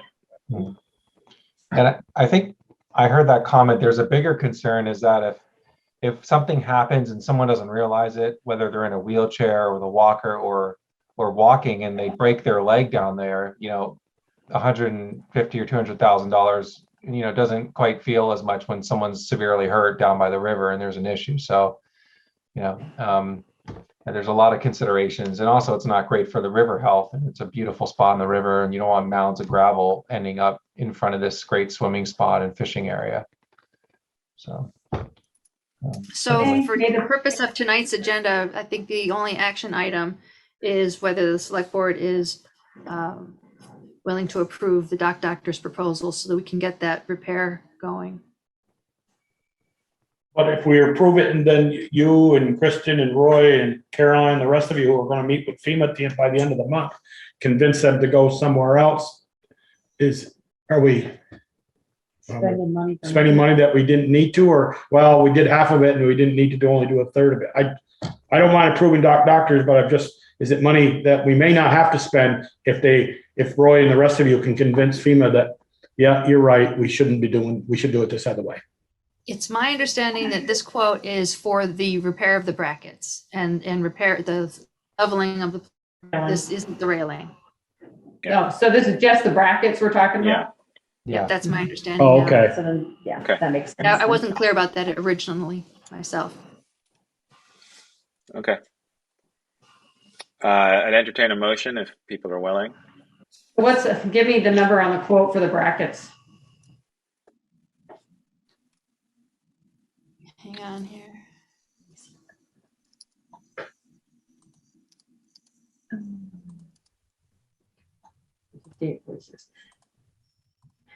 And so this bracket amount, Val, this is going to be part of FEMA, or that's something you have to clarify with them? I'm pretty confident that if we are able to secure the FEMA PA funding, that this would be related to that. I have the number, Val. Yeah, he's got it on the screen. Oh, she has. Okay. Mm-hmm. Oh, there we go. So if it's not part of it, where's this money coming from? Well, it could come from the recreation fund. Is it possible? Conservation Reserve Fund. Conservation. Talked about, yeah, conservation. Just because the recreation part doesn't have any They don't funds. have any, they don't have funds for that. Meredith's back there thinking, don't take it out of my budget. We need a few more. Okay, so they want 15% of this, Val? Correct. Down Okay, payment. but, so that's not our total. Like the government's not paying 85%, we're paying 15. They just want 15% to start. They want 15%. 15% of this number Yeah. Okay, with the signed. and that number, if you can't convince them, that number is all ours anyway, right? Correct. Correct. Okay. Well, we definitely have money in the reserve fund for things like this. Looks like the Conservation Commission is in agreement in terms of the use of that fund. So I personally don't see an issue with going forward and approving this particular spending to have those brackets repaired. Would have to spring fall, so we at least. So I take a motion. Get started after that, but we just had a question about when, if we approve this, when work might begin. I'm assuming not till after spring thaw. I see nodding. Roy heads. is nodding. Yeah, Okay. I mean, it's a two-step process. They'll come out and level the platform with a temporary pole, and then they'll make sure the same bracket will fit. Yeah, and then fabricate the bracket. So the earlier this proposal goes in, I think it will kind of get it on in their in their schedule, so they can hit as soon as the ice is out. They can level the platform and make that measurement, and then fabricate and install. Okay, I'll make a motion that we approve the doctor's quote for the bracket replacement. I'll second it. Okay, we have a motion and a second. Any further discussion? Just can we kind of have a gentleman's agreement between the board that if this thing washes out again, that we look at a different site slightly down the river around the curve? Something different. 3 strikes and you're out, gentlemen, in the baseball and softball game, so. You ladies, We were looking at that this time, but. Yeah. just I have a not, question. have it on Eagle Park, but just around the corner. Sure. Sharon? Does the motion include the 15% to be paid Yes. up front? Sorry. 15% paid up front out of the Conservation Commission funds. Not recreation. Yeah. Okay. Thank you, Sharon. Okay, motion and a second. Any further discussion? Seeing none, all those in favor say aye. Raise your hand. Aye. All those against? Motion carries. Just to Thank you. clarify where the funds might come from, right now, all of the expenses related to this project are coming out of a fairly new FEMA account for this project. So I recommend we keep that together, and then if the FEMA funding doesn't pan out the way we hope, then we can make some transfers. Okay. How does it come out of a FEMA fund? Is there money in there? It's an accounting mechanism at the moment. Okay. Right now, it's coming out of the general fund, ultimately. There's no funds in it. All right. Budgeted. If we get It's not a bucket of quarters in the corner of Val's office. It's a donation box. Right. Yeah. Okay. All right. Terrific. Thank you. Thank you very much, Kristen Thank and you, Roy. Carolyn. Thank you, You're Nancy, welcome. for Yes, joining thank us. you. And thank you, Roy. Yes. Appreciate you joining us this evening. And it's nice to be able to move forward on getting that repaired. Okay, moving on. We're 8:28 now. Recreation Department grant application authorization request for the Vermont After School Program. Meredith, or I guess Alex, is maybe going to talk to us about this. Yeah, so it's a grant that's been made available recently to expand access to after school and summer programs. And so basically what we're going to be attempting to go for is to use funds to be able to hire more staff so that we can expand program slots for both after school at the hub and also summer camp with the rec department. So it's kind of a joint application, and other parts included are expanding so more supplies to increase accessibility for families who wouldn't otherwise be able to sign up. So an example would be funds to purchase more mountain bikes for the mountain bike library so that we can have more campers sign up even if they don't have a mountain bike. It's pretty quick turnaround. It's a decent application, but Vermont After School, they've already done the Q&A meeting and whatnot, and Meredith and I both attended. So we're pretty comfortable with the process. Just can answer any questions folks have or talk about anything really. Perfect. Thank you. Questions? No, just wanted to offer a resource to you guys. I've had a couple of people reach out to me in my work aspect of about this grant. From what I understand, it's a bear of an application with a quick turnaround, like you said. It's 27 pages. The application is 27 pages long.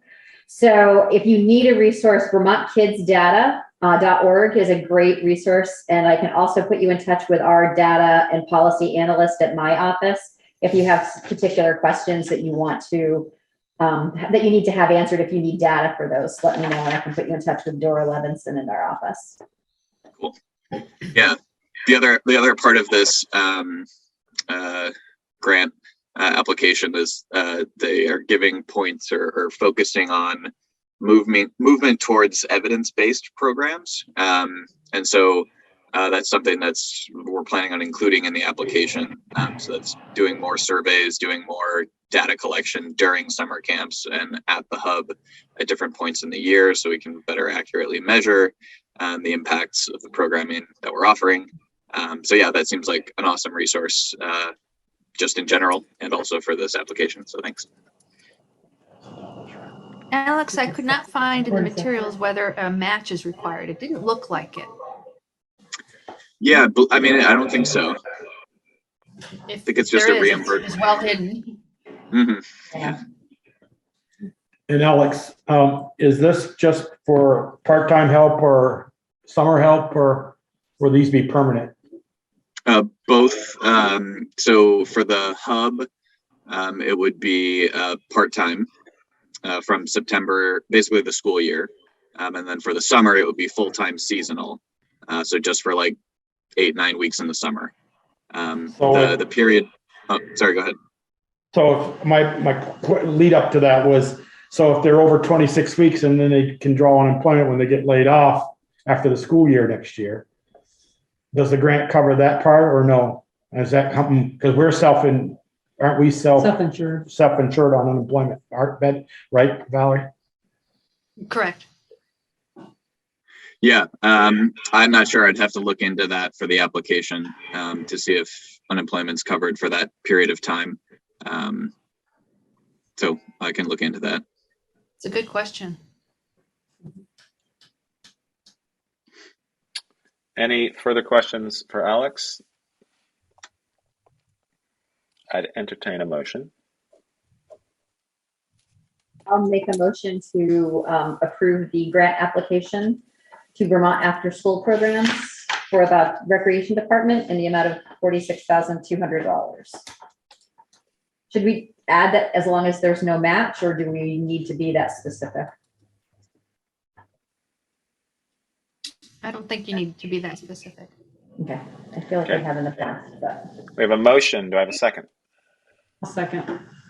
I guess I would just like to know the question I just asked before I'm going to vote yay on this, because I agree with it. But if somebody hires, you get them by the end of August, 1st September, and they go through the school year and they say, well, I'm going to go do something else, or didn't get a job, or didn't work out, and then they go on unemployment, but this 40-odd thousand has ran out. I mean, we're on the hook for them for how many months, Valerie, for unemployment? I don't remember. Could be a half a year. Something That's like what- that. 18 months. 18 months, something like I that. don't know what the time is. Yeah. I think So it's just what I'd like to know, the question. Okay. I Sure. also want to point out that if we haven't, some of the instructors that only do a couple classes a year, they can also file for unemployment. Though it's not a lot, they can. And we get notices from time to time that they do. I thought they had to be with us for I like thought- 29 weeks Nope. before. They can just be an instructor, because I called and asked the guy and he said, nope. Even if they're just given a couple classes a year, they can still file for unemployment. Doesn't mean we'll get hit, but we still get notified that they filed. Really, even if I they're. thought they were considered a vendor. Contractor. No, they pay them through payroll.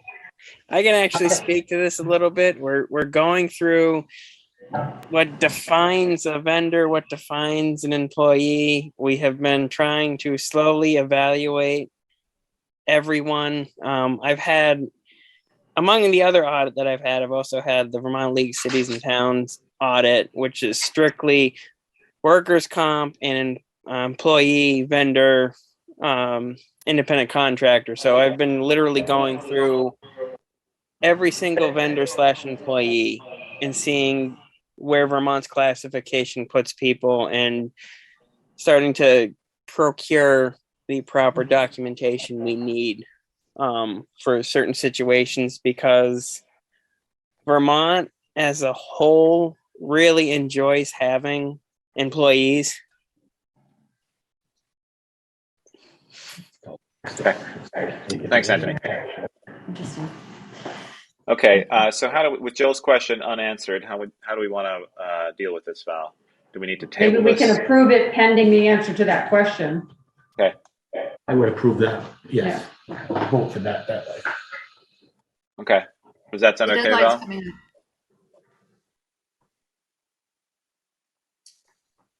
When is that deadline? Yeah, remind me, Alex, what the deadline is? Friday, Probably tomorrow afternoon. Friday, I Sorry. think. So I'm looking at its applications are due March 16th. So Right. 2 days. It's went Thursday, Thursday. Wednesday. Wednesday, right, Yes. Wednesday, Yes, yep. Thursday. 48 Today's the hours. 14th. Yikes. Can we answer Joel's question in time, do you think, Alex? I mean, I can contact the contact email or phone call tomorrow morning and see if I can get an answer to the unemployment question and go from there.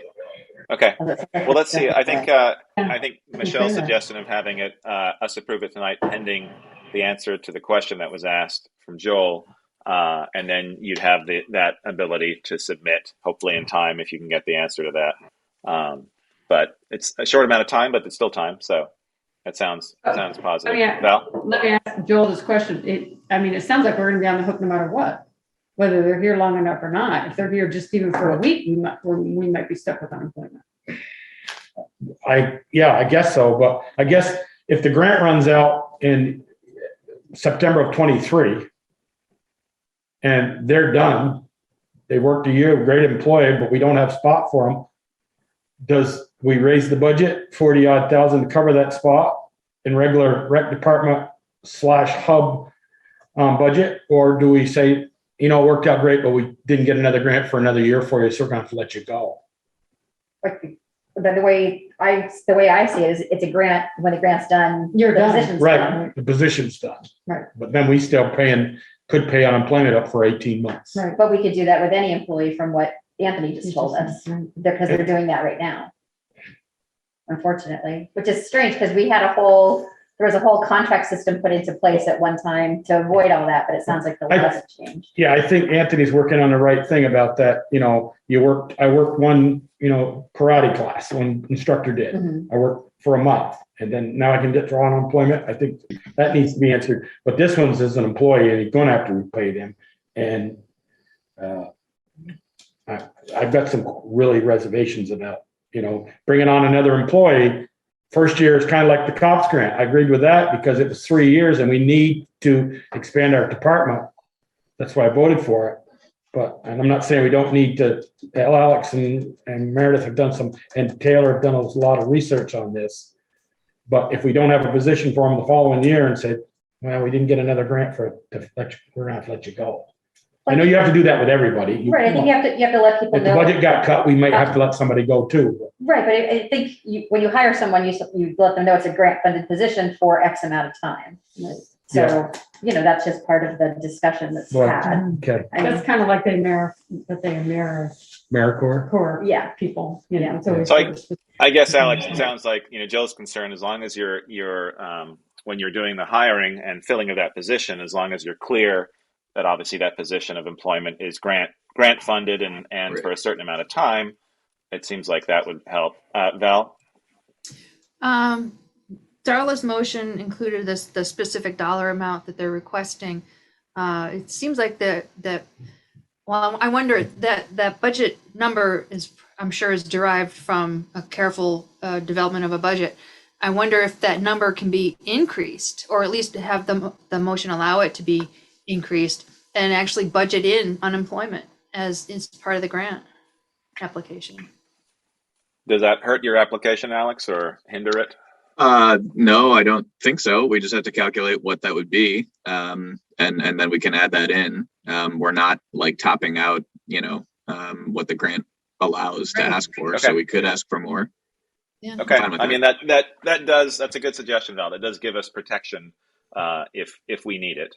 Or even just an allowance. It can just be, I don't know what kind of range we're talking about, but just a line in the budget, an allowance for unemployment through the program transition periods or whatever. Okay. Mm-hmm.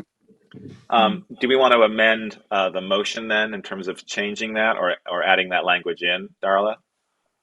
Say approve it without the dollar amount into it. Yeah, I can just, can we just take the dollar amount out in the motion? Is it necessary to have it in there? I don't think so.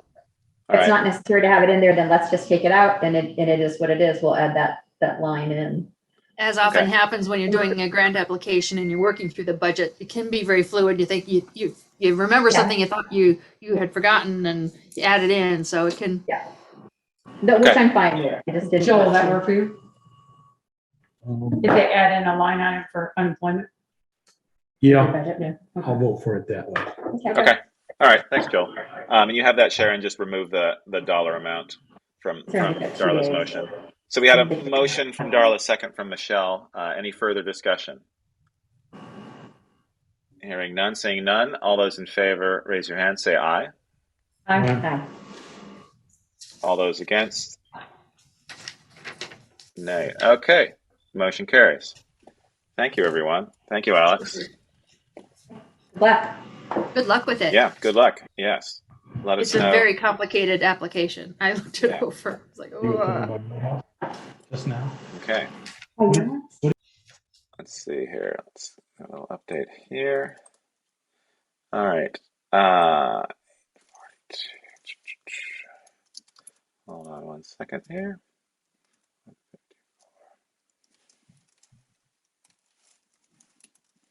Okay, moving on. Item number 6, Town Administrator Grant Application Authorization Request, Downtown Transportation Fund, Clean Water Initiative. Val, Yes. you're So the main application, the Downtown Transportation Fund application, was submitted by the deadline on March 7th, and that program had an ancillary grant opportunity, that the Clean Water Initiative, but you couldn't apply for the Clean Water Initiative by itself. It had to be connected to the Downtown Transportation Fund application. And in this case, and I hadn't planned to do this, but when I was doing the application for the main project, it became clear that by going this route, it would strengthen the main application, because one of the earlier arguments or rationales for the main project was also to address some stormwater issues. But the fact that these particular stormwater components are further down the street or up the street towards the river and not really connected to the slope repair, is kind of hard to make the connection. As I mentioned in my notes, in 2015, a watershed mapping project identified this area of Basin Street as needing some sort of mitigation. And at that time, the report proposed infiltration chamber, and the budget assigned to it was pretty high. The stormwater master plan project in 2019 also identified this area as needing some sort of stormwater mitigation, but they proposed check dams. And so what I put together in this application it's just a planning and design project to evaluate what the stormwater management need is. What are the site conditions, soils, slopes? What are the constraints, infrastructure, water lines, that kind of thing, rights of way, what's possible and what's appropriate. And then to do a preliminary design and cost estimates of that. So that would be the product of this part of the project. okay. And then we've got this is a 20% in-kind match, Right. which would be the Either cash or in kind. 6,600. Yeah. Yeah. And this is going to be a multi-year project, although this particular component wouldn't be that time consuming, but the Basin Street Improvement Project is going to be a multi-year project, quite likely. Okay. So we have time to budget, in other words, for it. And I would recommend that if it does get funded, any kind of cash outlay comes from the Capital Road Fund. Okay. All right. Any further questions for Val? So I'll make a motion, we allow the administrator to apply for the grant. Okay, we have a motion. Second. Okay. Yeah, Michelle. Yeah, I did. Okay. Any further discussion?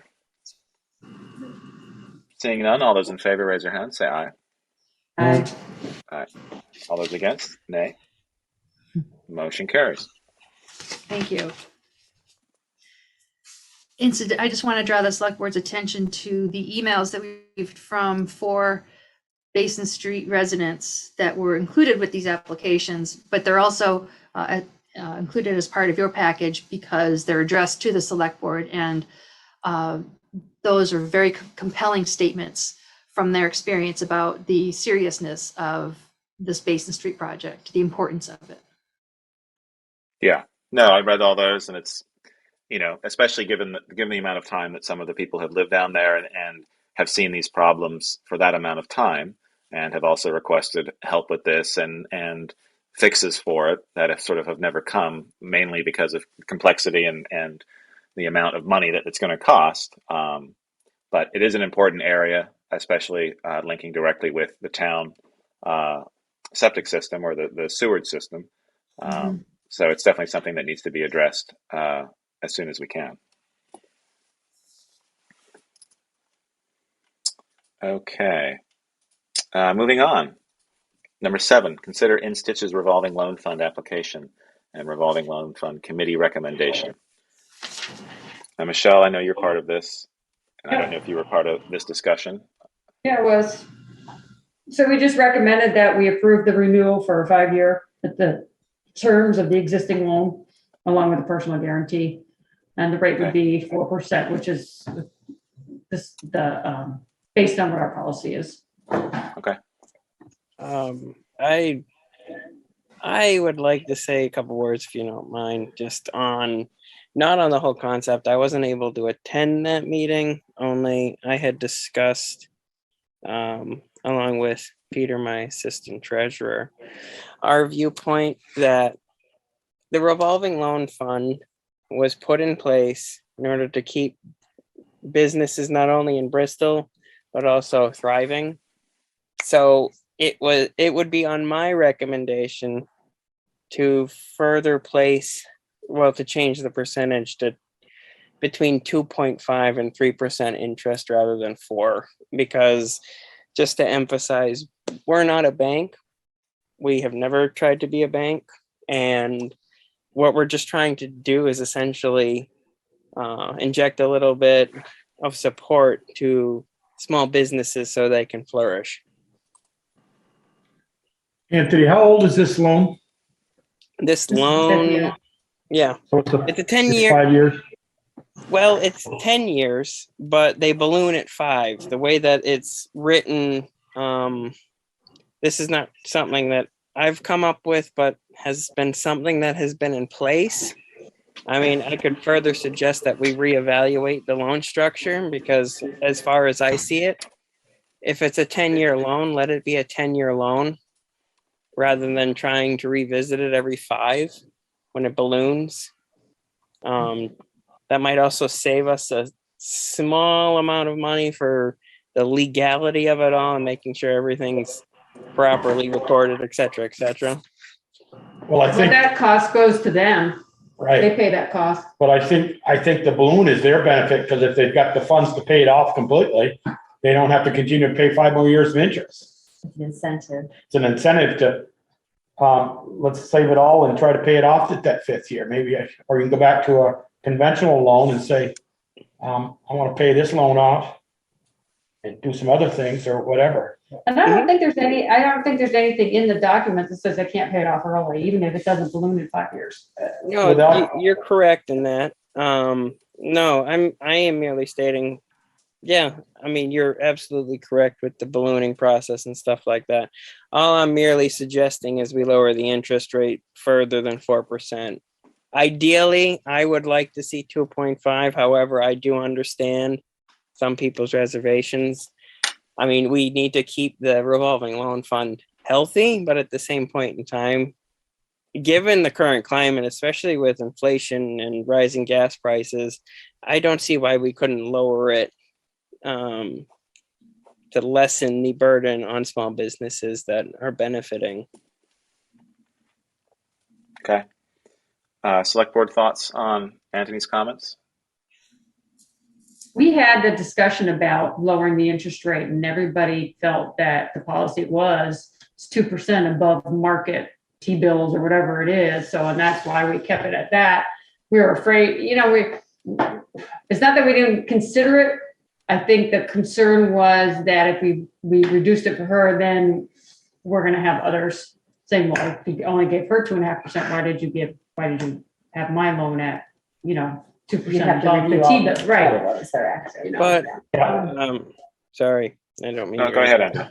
There are a couple loans on there that have been at 2.5%. And Stitches happens to be on the higher end when you consider the full scope of the revolving loan fund. In addition, the treasury percentage, last time I checked, which was last week, was 1.86%. I'd have to re-verify tomorrow to see what that actual percentage is now, given everything. But when I was referring with Peter, he mentioned that when he was on the revolving loan fund, that there was discussion about how it would be the treasury's rate plus 1%. Now, if that was to still be the case, that would put it at 2.86. So you could even go 3%, which would still be 1% less than what it currently is. I don't know, Anthony.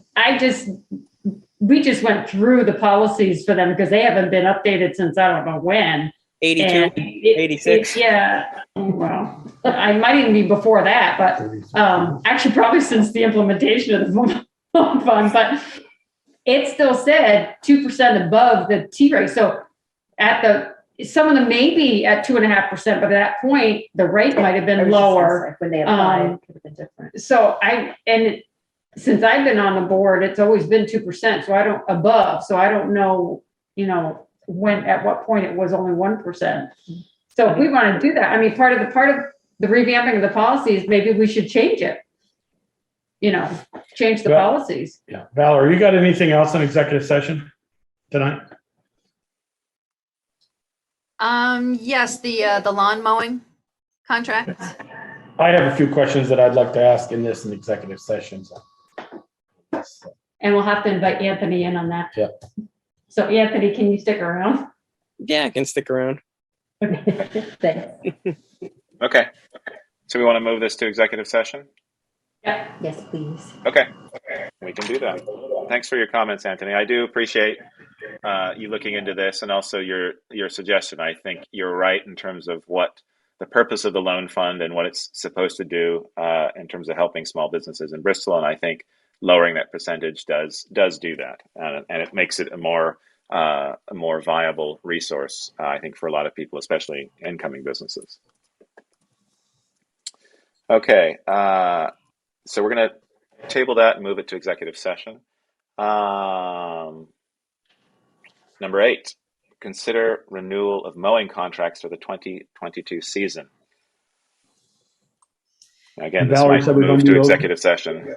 Yeah, and the reason for that is because we have quotes that we've been provided with, and if for some reason the board feels that the work should be put out to bid, then it would place unfair advantage for folks to reveal what these numbers are. Can we give any information about this to the public in terms of who the contractors are, or? Last year's quotes, the ones from 2019, 2020, they're posted online.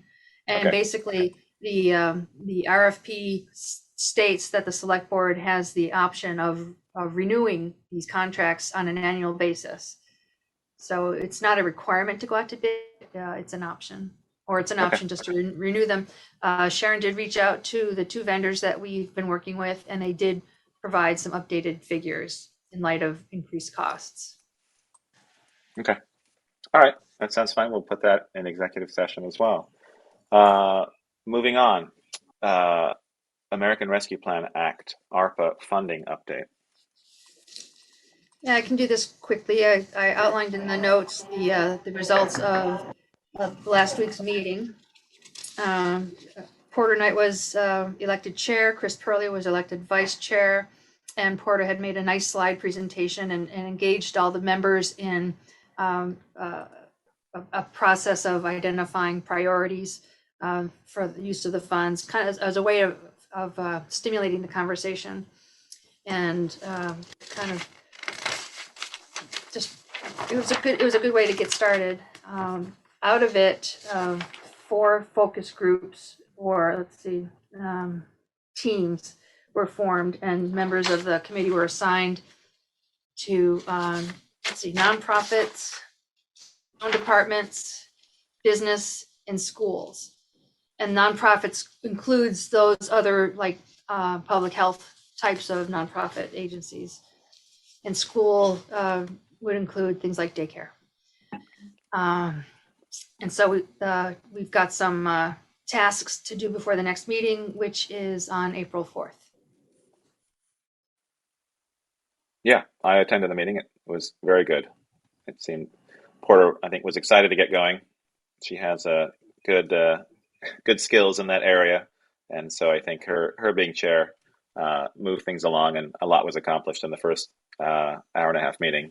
I posted a link to that on Front Porch Forum in terms of the video, if people want to see that, and it's also available on the town website along with the minutes. So if folks have comments or questions or general interest in that committee, everything is on the town website. Okay, thanks, Val. Let's see. Approve VTrans annual financial plan for financial year 2023. And this is an annual exercise it's a planning process, and it's documentation that the town of Bristol spends more than $300 per mile on road maintenance and highway work. So do you need a motion, or can we just sign it? Might as well make a motion to approve it. Make a motion to approve it. Second. We have a motion and a second. Further discussion? Was that Michelle that seconded? Yes. Thanks. All those in favor, raise your hand, say aye. Aye. All against? Motion carries. Okay. Approve the certification of compliance for the town road and bridge standards and network inventory. This is another annual exercise that we are required to do, and it's required for our annual applications to VTrans. So moved. Second. Motion and a second. Further discussion? Hearing none. All those in favor, raise your hand, say aye. Aye. All against, nay.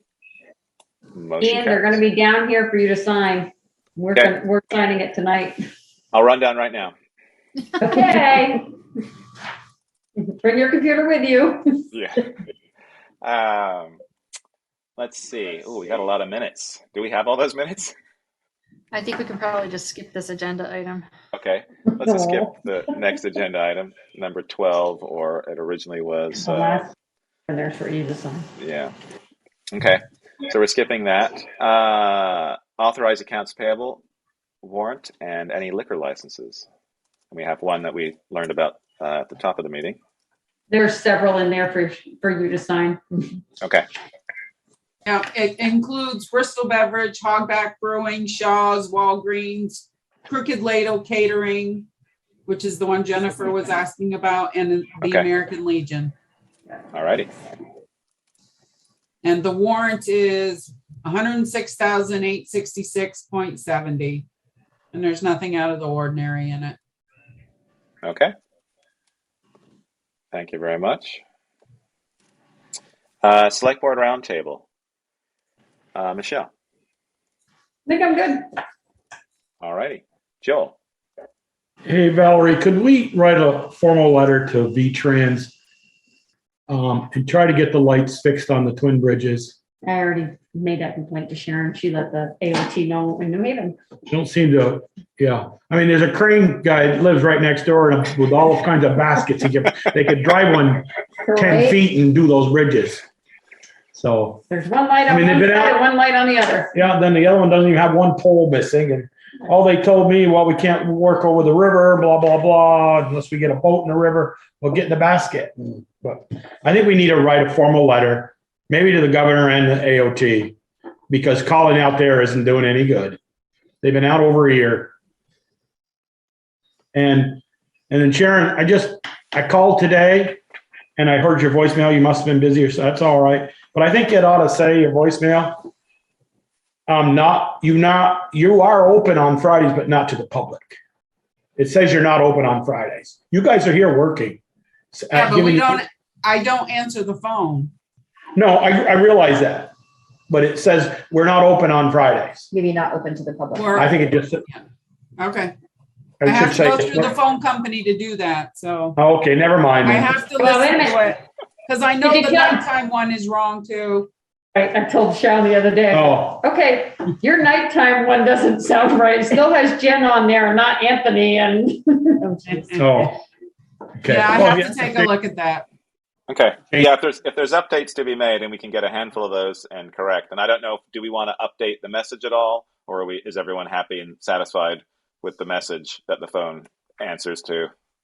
I think the daytime one was fine. It was the nighttime one I got surprised to hear. Yeah.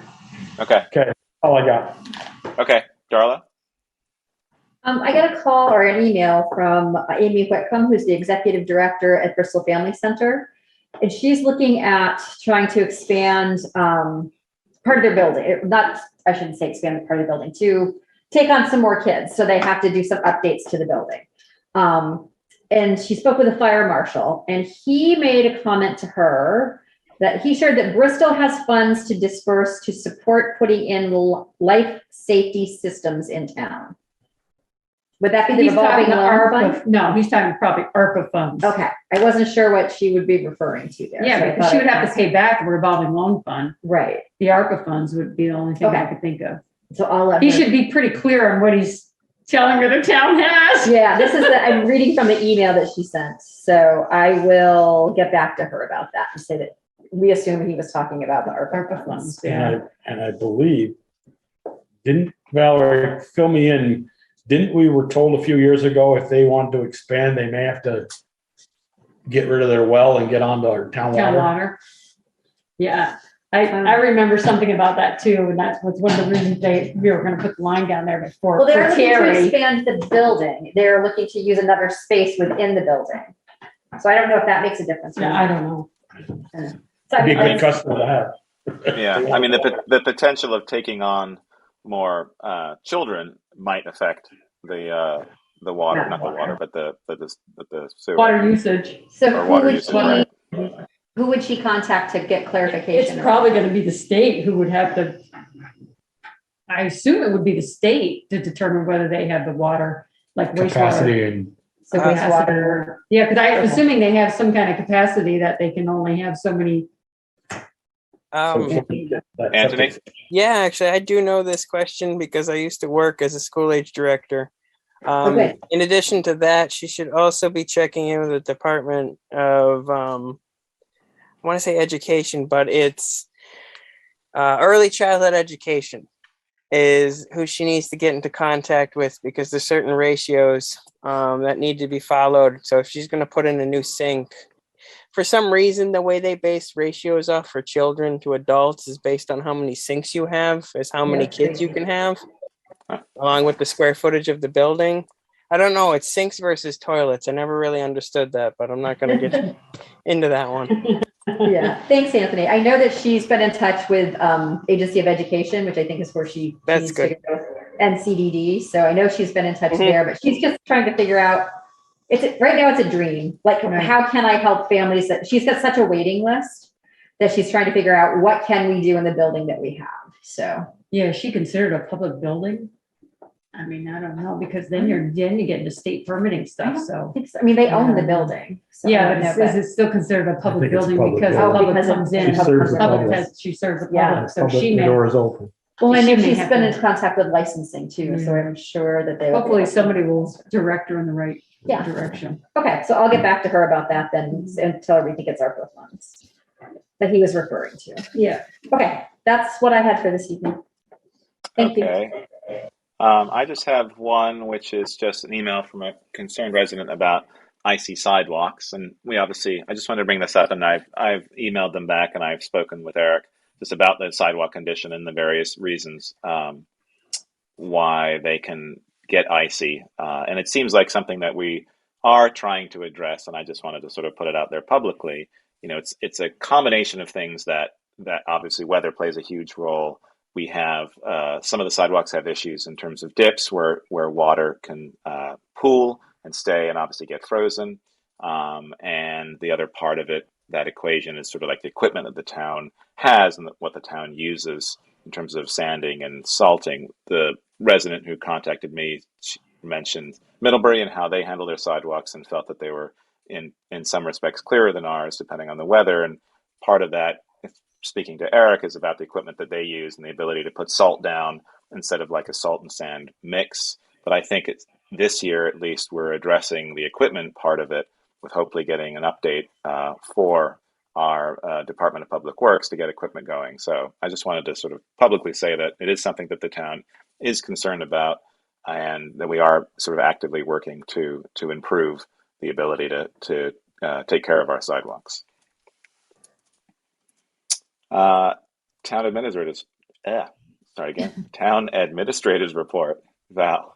I don't have much to add to my written report, but I do want to draw attention to the section, the summary of the engineering services. And to recap that, I've had many email conversations with Palmer, who worked with Alan Heinziger before Green Mountain Engineering closed shop. And he's very familiar with many of the projects in Bristol. And Alan has communicated through Steve that he would like to, and he intends to follow through on the commitments that he's made with Bristol.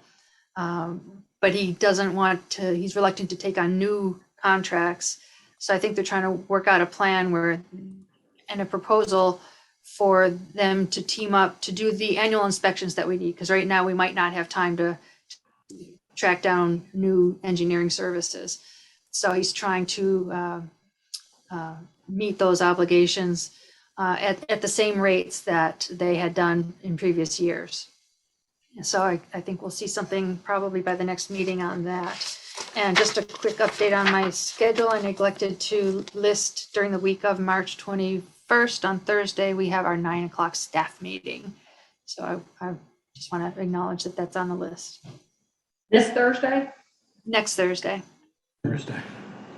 I was gonna ask if you're gonna bring cookies or drinks or something. The 21st is next Monday, Valerie. 21st is next Monday. Well, so Thursday, next Thursday? Okay. But the week of the 21st. The week of the 21st. Oh, okay. Yeah. And we have on Thursday coming up, we have our Munsell Avenue Sidewalk Scoping Study Site Walk, which will be exciting. If anyone wants to join us, especially people who live along Munsell Avenue, and talk to us about that, I think that information, comments would be welcome. Is that? I posted today on the project website that Ian developed, the door hanger that we're going to be bringing with us in the plastic door hanger sleeves, and leave them on people's doors to let residents know that this project is going on, and to stay tuned and give us their thoughts and point them to the website for more information. Great. Joel, did you have a question? I just wanted to know, because they sent out to us, Valerie, you probably got it too. I saw you on the list for the airport drive one next week or the week after. Gave us some dates to fill in. So. Right. Yep. Okay. That hasn't been nailed down yet. No, it hasn't. Does the school get included in on that? Yes, Floyd was on it. Good. Other business, correspondence reports, correspondence received.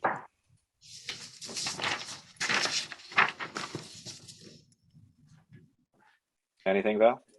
No, just to draw attention, there's the budget status report, the emails from the Basin Street residents, just information about the internet speed having been increased at the town office.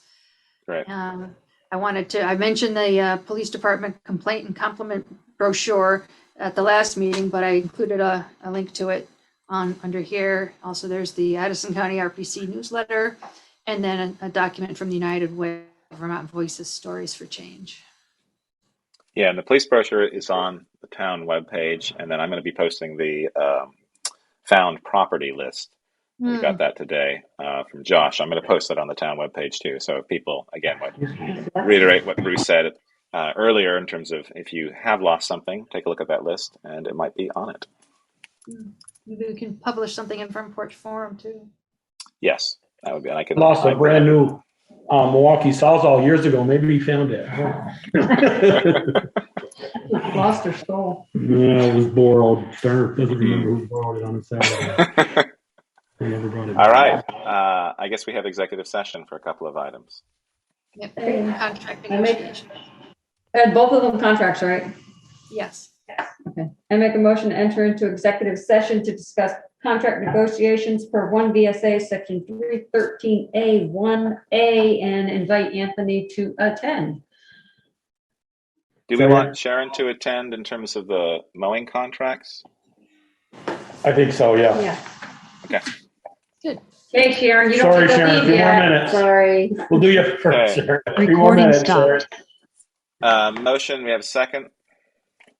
Who seconded? I did. Thank you. Jolie.